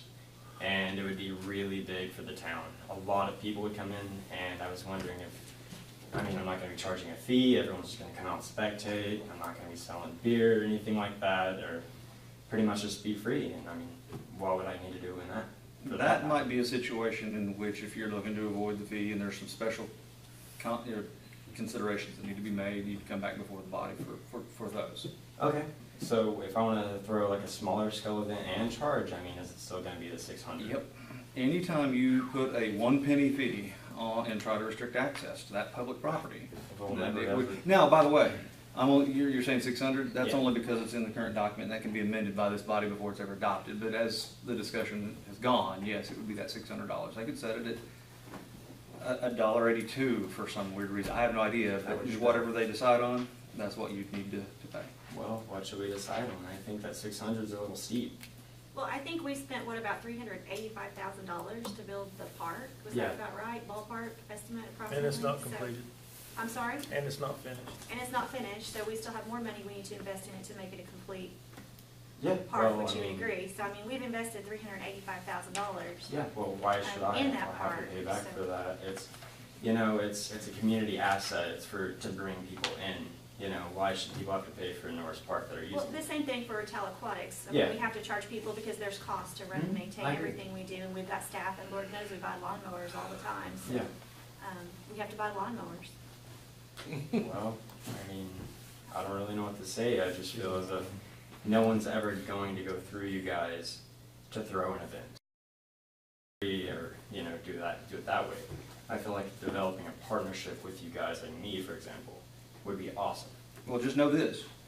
You won't be able to restrict the access. You won't be able to sell any refreshments. You won't be able to do anything in which money is exchanged. That's okay. Go hold whatever kind of event you want to call it. Just know that if anybody's son, daughter, or whatever wants to get in the middle of your event, there's not anything you'll be able to do about it. Well, in the past, we've never really had anything like that. I've been a part of contests for the last 15 years. I travel, I've been skating since 2000, actually. Skated in 30 contests. We've never, ever, ever had anyone ever do that. Then that'd be certainly a risk you could run. Yeah. Okay. Ms. Dawes, you want to come to the podium? Sure. So just a weird workaround that's not very publicized for a suggestion is through the CDB, you can go down and submit an RFP for events and they will give you money. If you are going to bring tourism in, they want to help fund that. That way it's not the city's dollars, it's not yours dollars. The city gets sales tax, tourism tax. Yeah. So go down and talk to them. Yeah, because every event I ever do is out of pocket for me. Have the Chamber of Commerce put it on. 'Cause Have we don't the have to CDB charge, put it on. we don't The have Chamber to of charge Commerce the Chamber of doesn't Commerce. insure It should be within the CDB. Have the farmer's market. There you go. Well, I really just want to get things going. Like, this park's been here for a year, I haven't got to do anything. And my hands are tied behind my back. It's really good for the community to do events. I don't think anybody disagrees. Now we're just splitting hairs about what conditions under which those events will be.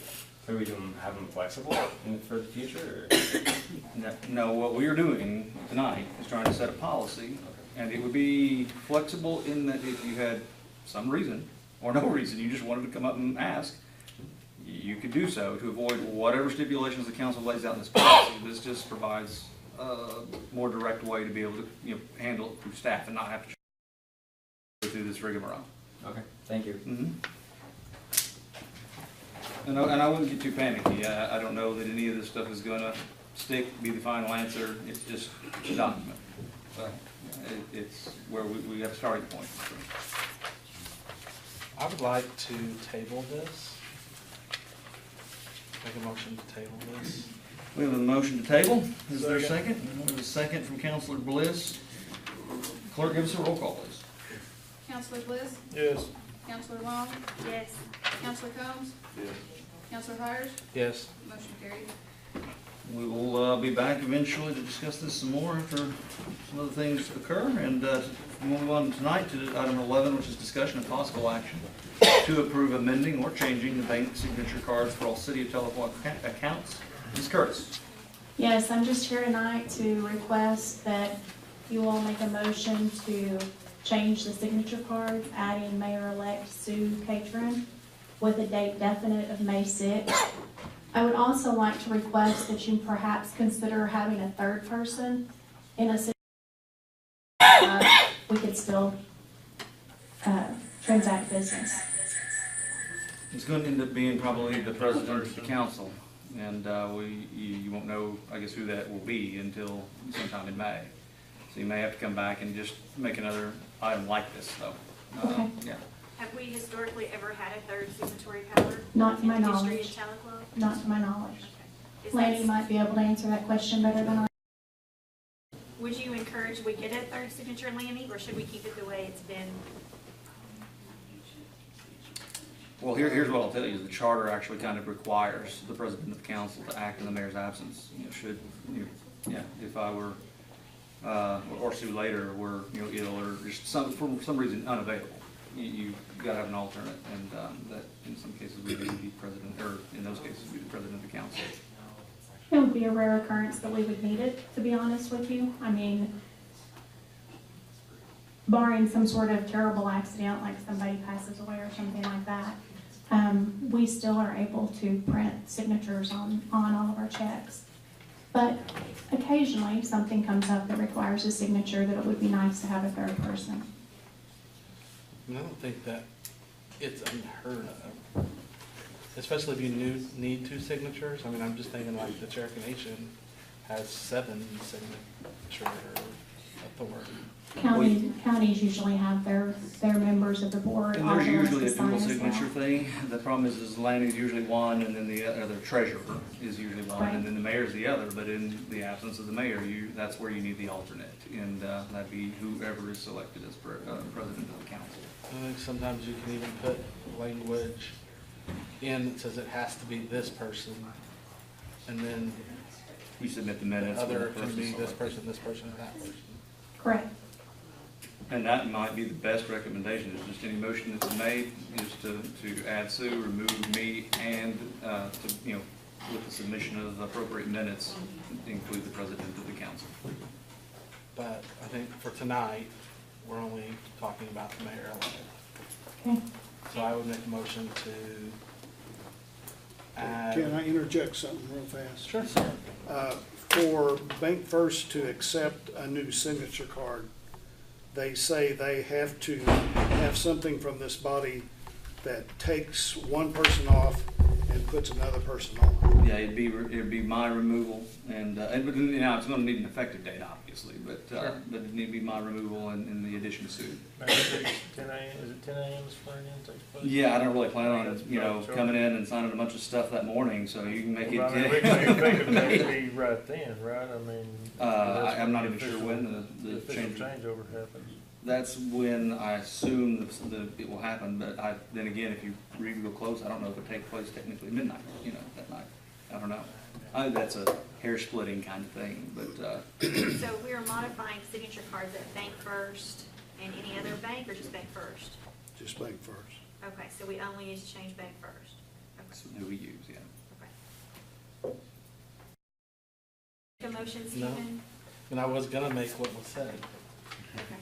So I'll make a motion to remove Jason Nichols and add Sue Catron effective May 6, 2019 to the City of Tahlequah signature card. At Bank First. We have a motion, is there a second? Second. Second, Counselor Long. Clerk, give us a roll call. Counselor Hires, Yes. Counselor Bliss, Yes. Counselor Long, Yes. Counselor Combs. Yes. Motion carries. Thank you, counselors. Thank you, Tanya. Item number 13, we had addressed item 12 earlier, is discussion and possible action to hire an administrative assistant in the managerial department. Ms. Pate. Yes, good evening, everyone. This position is the administrative assistant position that supports the mayor and the city administrator. Interviews were conducted by the mayor, city administrator, myself, and the recommendation is to hire Tessa O'Field at a T-114 step 2, according to the salary and grade scale. Could you spell that name for us, please? It is T-E-S-I-N-A, and then O'Field, O''F-I-E-L-D. Like I said, these to you, so you have the printing. So we're changing mayors in a month. Why are we feeling the need to hire an administrative assistant right this minute? I mean, could we wait a month and let the new mayor have enough input on that? We have been trying to fill this position for This several is one that months. gets us, isn't it? I mean, we go through No, them quite a actually, bit. we did have a conversation with Sue regarding the filling of the position as well. Okay. We reached out. We certainly extended that Yeah, because that we input. considered that, Yes. for sure. Councilors, you've heard the recommendation. Is there a motion? I'll make a motion that we hire Tistina O'Field at a T-114 step 2 as the administrative assistant in the managerial department. Is there a second to that motion? I'll second. Second. Clerk, give us a roll call. Counselor Hires, Yes. Counselor Bliss, Yes. Counselor Long, Yes. Counselor Combs. Yes. Motion carries. Item number 14 is, What's the effective date on that? That one will not, I mean, that's just a new hire process, so new hires typically, they won't have an effective date, but drug screening, notices, and such. Is that gonna be in the paper? item number 14 is discussion and possible action to hire a driver in the solid waste department. Ms. Pate. Yes, interviews were conducted by Chris Armstrong and Larry Blackman, and the recommendation is to hire Matthew Spears at a T-112 step 2. He's a Class A CDL. Matthew actually has been working for us in a capacity as a relief driver. So this is just putting him in the appropriate scale and grade for that position. And that would have an effective date of the 11th of April, which would be the beginning of a pay period. Councilors, you've heard the motion. Is there, I'm sorry, the recommendation. Is there a motion? Move the recommendation. Second. Motion and second from Hires and Bliss. Clerk, roll call. Counselor Bliss, Yes. Counselor Long, Yes. Counselor Combs, Yes. Counselor Hires. Yes. Motion carries.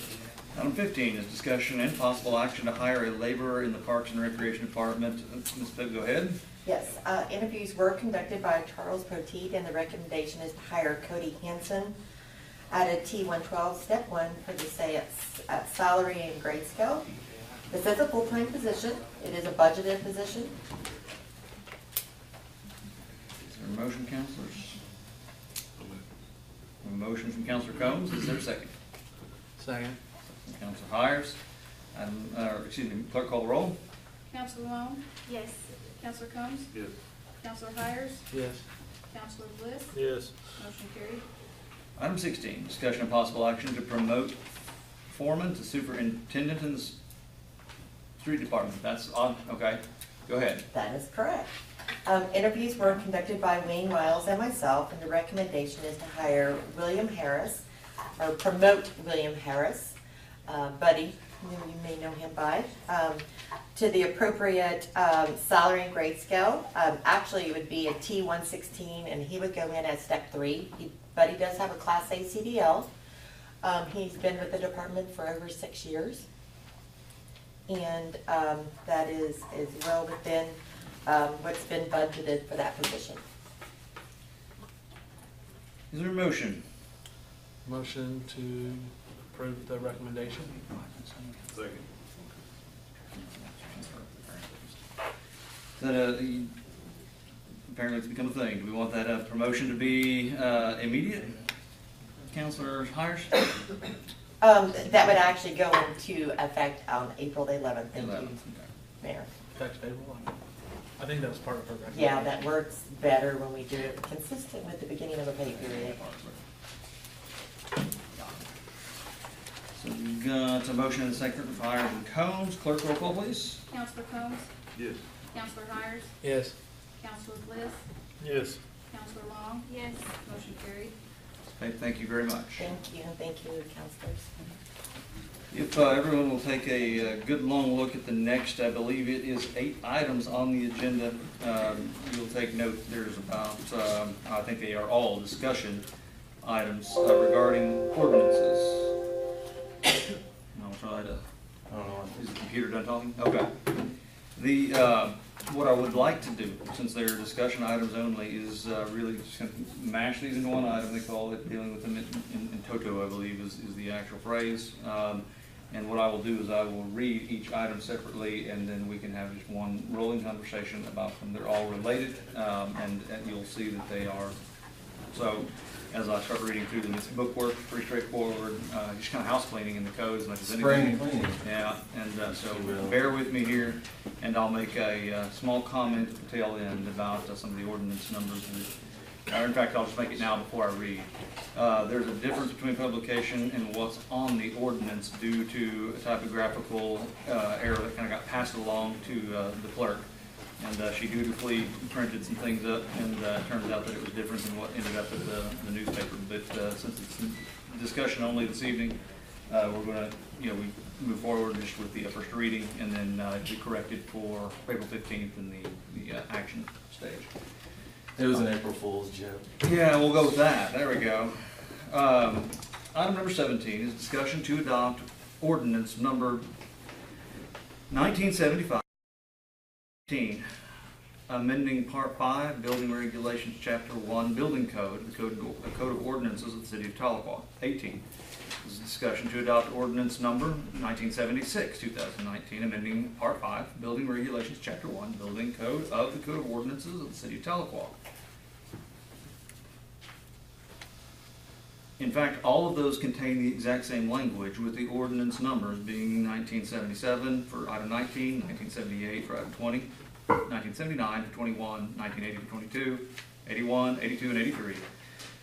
For items 23, 24, and 25 respectively, it is that one digit that is incorrect right there in that first part that we will correct for the 15th, but it is sufficient for a first reading for each of those ordinances. And again, Mr. Johnson, if you would like to just give a very brief explanation of what all 8 of these changes do, that would be much appreciated.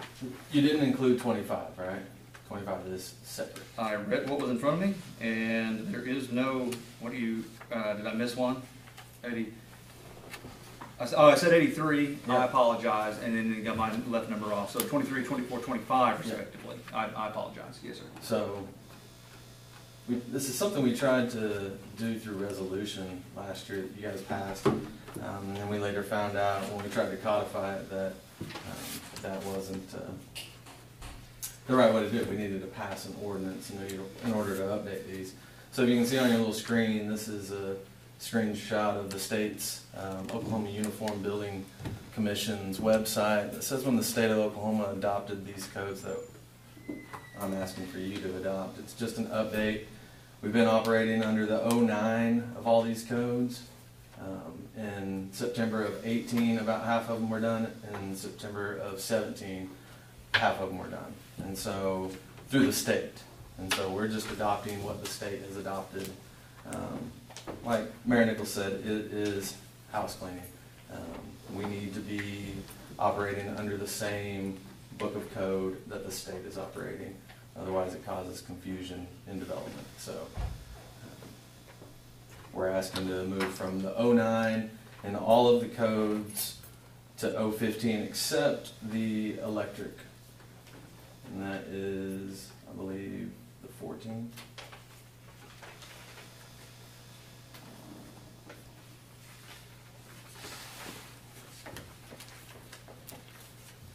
Yes. 14. Yeah, item number 24. Yep. And that's what the state of Oklahoma has adopted. And I believe we have mimicked these codes going back to, I mean, this is about the fourth time, we've run through this process. And, so, I mean, it's something that we do about every half a dozen years or so, it seems like, and not a little more frequently, but trying to remember the first code I saw them adopt. 2003 maybe, something like that. Strangely enough, in like 2007. I mean, I think I did it as a counselor. It's kind of an odd deal. Do you have any questions, Mr. Johnson? And they always, by the way, roll behind. Ms. Dyson? Yes, so what I heard you say, Mr. Johnson, is that whatever is in these codes, it was passed last year in a resolution, but it needs to be changed to an ordinance. So in essence, we are already required. Essentially, yeah. So there's basically no change in what we're doing. We could stay back with the 09 if they choose to. But I mean, what I was saying is that it's already been passed with the resolution. And so the changes have already been in operation. Do we own the 2015 code books? Yes. And we've been enforcing those based on, I think the previous practice was always resolution. And No, we haven't been enforcing. We tell any developer or contractor we're operating under the 09. In the, well, then let me clarify. After you passed the resolution adopting the 15s, you continue to operate under the 09s? Yeah, because we quickly found out the Okay, next so week because you that found it out was so invalid. quickly. Yeah. And you were pointing over here. Because she contacted certainly codifiers. Oh, okay, I didn't codify know, the okay. Codes, and that's when whoever she was speaking with said, I don't know. Because we had done resolutions on those other situations in the past. I'm going from memory, but I'm about 90% sure. And so this is, I mean, that discovery was a good one. But, The last international fire code we did was ordinance. An ordinance.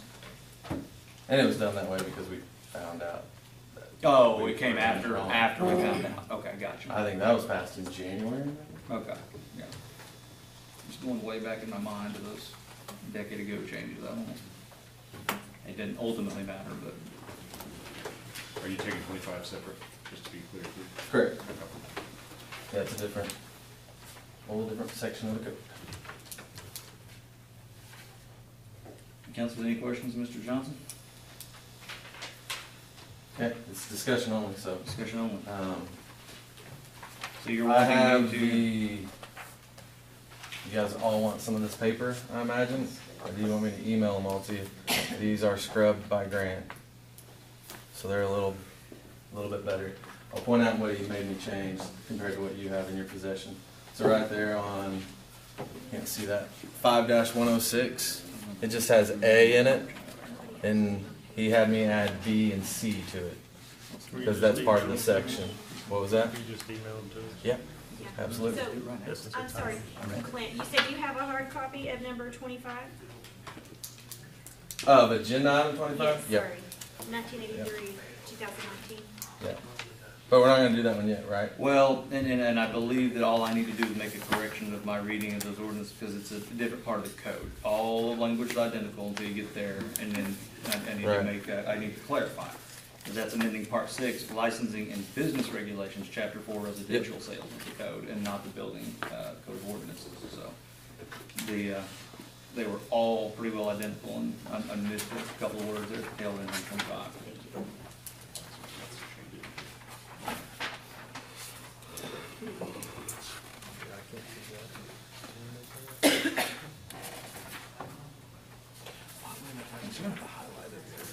We have it, there's a blue scribble there.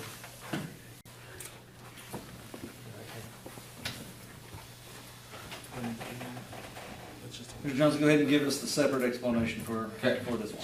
So item 25 is related to residential sales, so yard sales, garage sales. It's something that's been challenging for code enforcement every year about this time. It lasts for several months.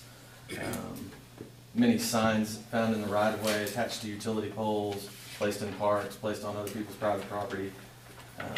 You have signs from cardboard boxes to construction paper, Pampers boxes loaded with rocks, and it just becomes unsightly really quick. We don't normally operate a code enforcement official during the weekend full-time. There have been moments that it has gotten so out of hand that we felt obligated to have somebody on staff on a Saturday to go check permits and pull signs out of the right-of-way and off people's private property if they didn't have permission. So it's been labor intensive to keep up with something that costs $5. We find a lot of times that they don't have their permit, and so then we're stuck in the field with they're in the middle of their yard sale and we're telling them to shut it down, and it's just I don't know. I think the normal response is we're all Come in going to Monday. wink and nod. We'll see you Monday. Give us See you $5. Monday. Right. Yeah. Path of least resistance right there for the code enforcement official. So the idea that we're pitching in this ordinance is something that all the code enforcement officers, myself, and Mayor Nichols have we've sat around the table trying to figure out a solution to the problem that we had. And this kept coming up, the idea of, so right now, just to start, the way the ordinance is written today, you can have one sign, and it can be no further than, it says 200 square feet. I never actually read that until we started working this ordinance. So we've always looked at 200 linear feet from your property line. But we recognize that a successful yard sale is largely dependent on good signage and your location of signage. So I think Jason's been in conversation, Mayor Nichols has been in conversations on Facebook with people that are in the middle of their yard sale on a weekend, where we came and pulled the sign out of the right of way, and but recognizing that they're not going to have a good sale because they're in the back of South Ridge and we just pulled it out in front of Casey's. So what we're attempting to do here is loosen it somewhat. These are just suggestions, throwing darts and seeing what sticks. We went to 2 signs, and there's some other communities that issue a uniform sign issued by the city of Tahlequah. Standard, they all look the same. The code enforcement official can do a windshield inspection and know that they've gotten their license. They don't necessarily have to make contact with the person having the sale because they see the official sign. Pay for that through an increase in the fee, but offer a refund on return of the signs. And so we'll reuse the signs. It was working really well when we were organizing it until I found out that the Daily Press, when you buy a classified ad, issues a sign for you. And so that just happened Friday when I found out that the Daily Press issues a sign like that. So we haven't really figured out. I threw some language in there, but I'm not satisfied with it addressed, I'd rather have some kind of MOU or some kind of agreement with Daily Press or any other paper of general circulation in our community to partner on this where both sides are happy with the outcome. So it's just discussion only, so if you guys have any ideas on that, get back with me. If you don't like the whole concept altogether, let me know that as well. We've went as far as to the signage.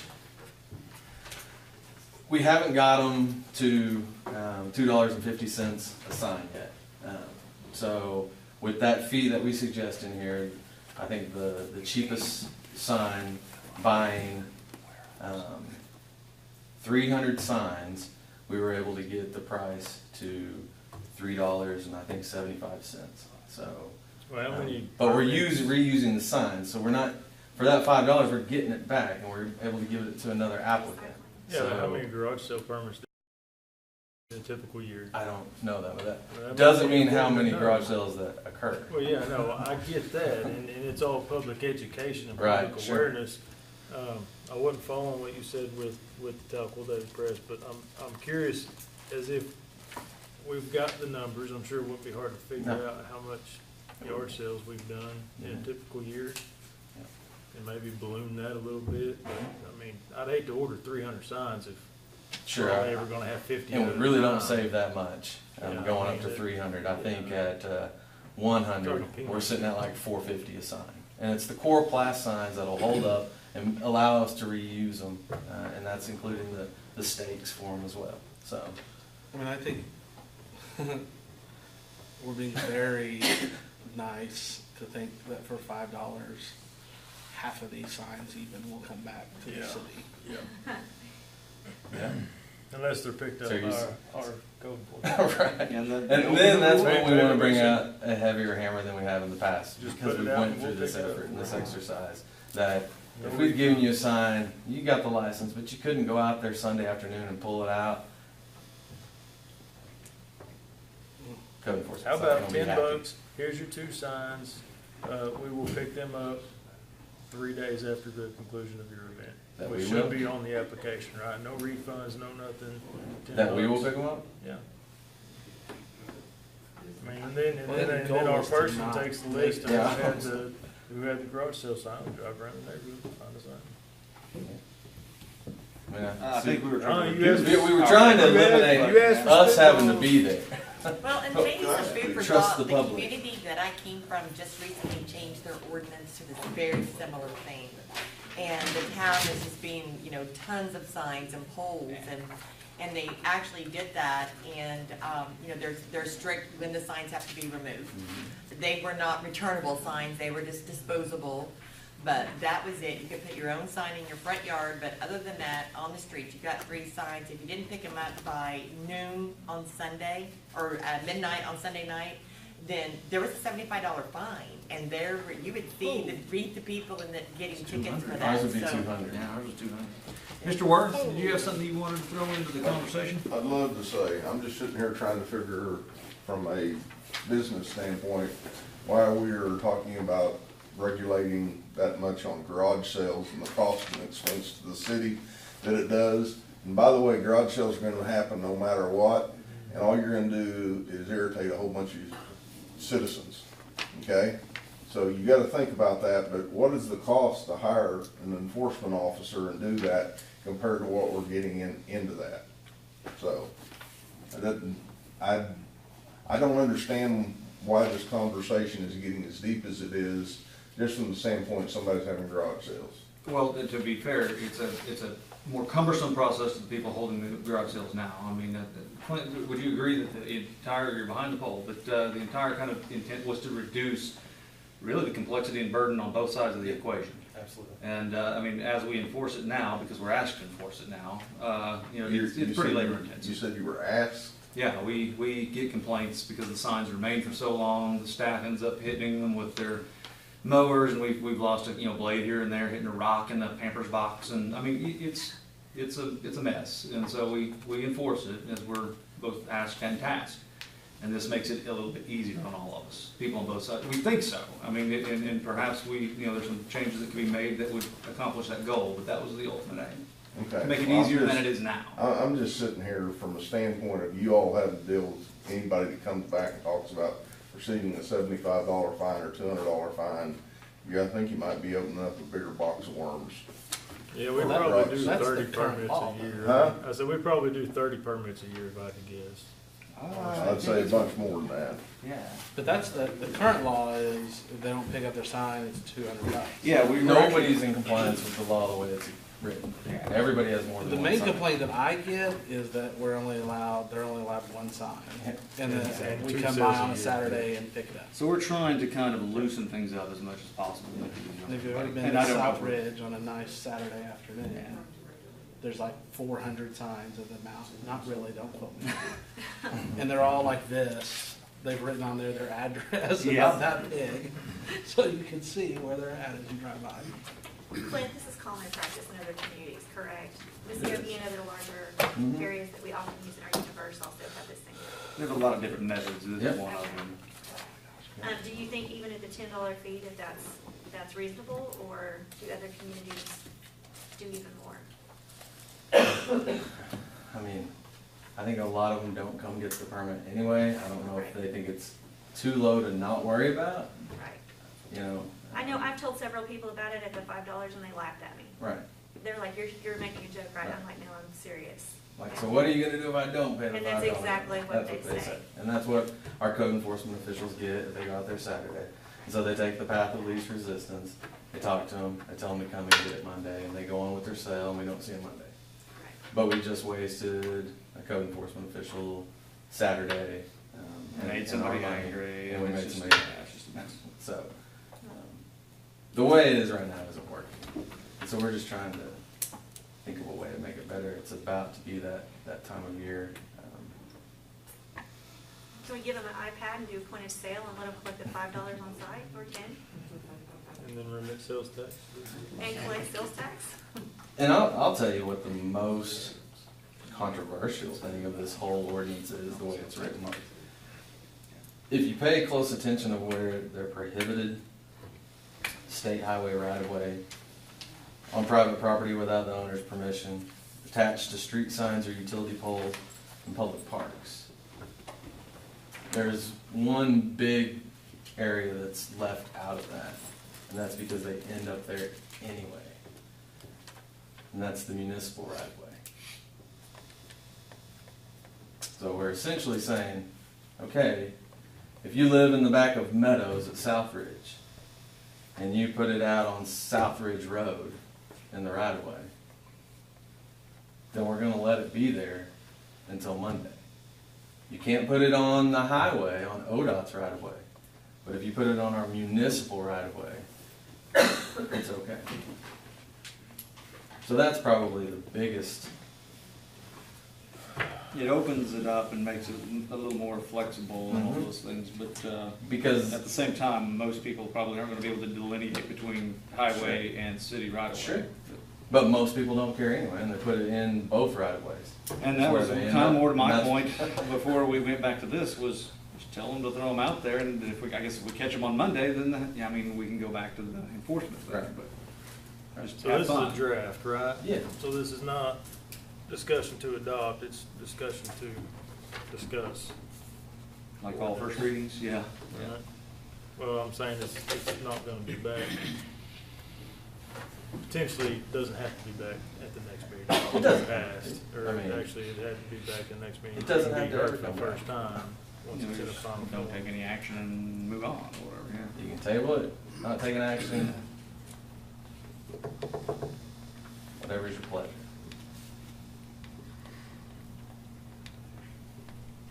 I think it needs some more thought. Yeah. For sure.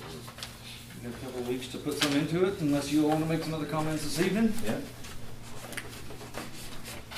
Hearing none, then we will move now to item 26, which is our proposed executive session. Is there a motion to go into said executive Second. session? From Combs and Long, clerk, roll call, please. What discussion, please? I'd request that, Ward 4 Councilor-elect and Mayor-elect join us at least for the negotiating portions. Thank you, council. Thank you, Mayor. Okay, do you want to amend your motion to make that? We can call it anybody back we want. Sure. It doesn't have to be a part of the motion, but. Okay. I'm just saying I think it would be. Oh, that's fine, I just didn't know how to, because we were, okay. We'll leave it alone and then come on back, but clerk, go ahead and call roll. Counselor Long? Yes. Counselor Combs? Yes. Counselor Hires? Yes. Counselor Bliss? Yes. Motion carried.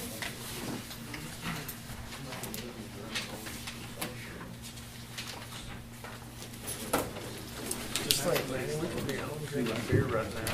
Figure it out. Come this time next year. All right. We will return to our regular session and move on to item number 28. Thank you for the, 4 brave souls here with us. And we'll go with the discussion of possible action regarding the 2019-2020 contract with the FOP Lodge 201. Councilors, do you desire to take any action tonight on that contract? Hearing none, we'll go to item 29. Discussion and possible action regarding the 2019-2020 contract with the International Association of Firefighters, Local 4099. Is there a motion to take any action on that contract? I make a motion that we approve as presented. Second. We have a motion and a second from Councilors Long and Bliss. Clerk, give us a roll call, please. Counselor Bliss? Yes. Counselor Long? Yes. Counselor Combs? Yes. Counselor Hires? Yes. Motion carried. Item number 30 is discussion and possible action regarding the city administrator's evaluation. Councilors, any action desired on this item this evening? Hearing none, we'll move to item 31, which is discussion of the mid-month special meeting. Councilors, where would you, or when would you like to set that? To be going from, as the attorney pointed out, April Fool's Day to tax day. But that'd be the normal schedule. So. I think we should meet in Cozumel.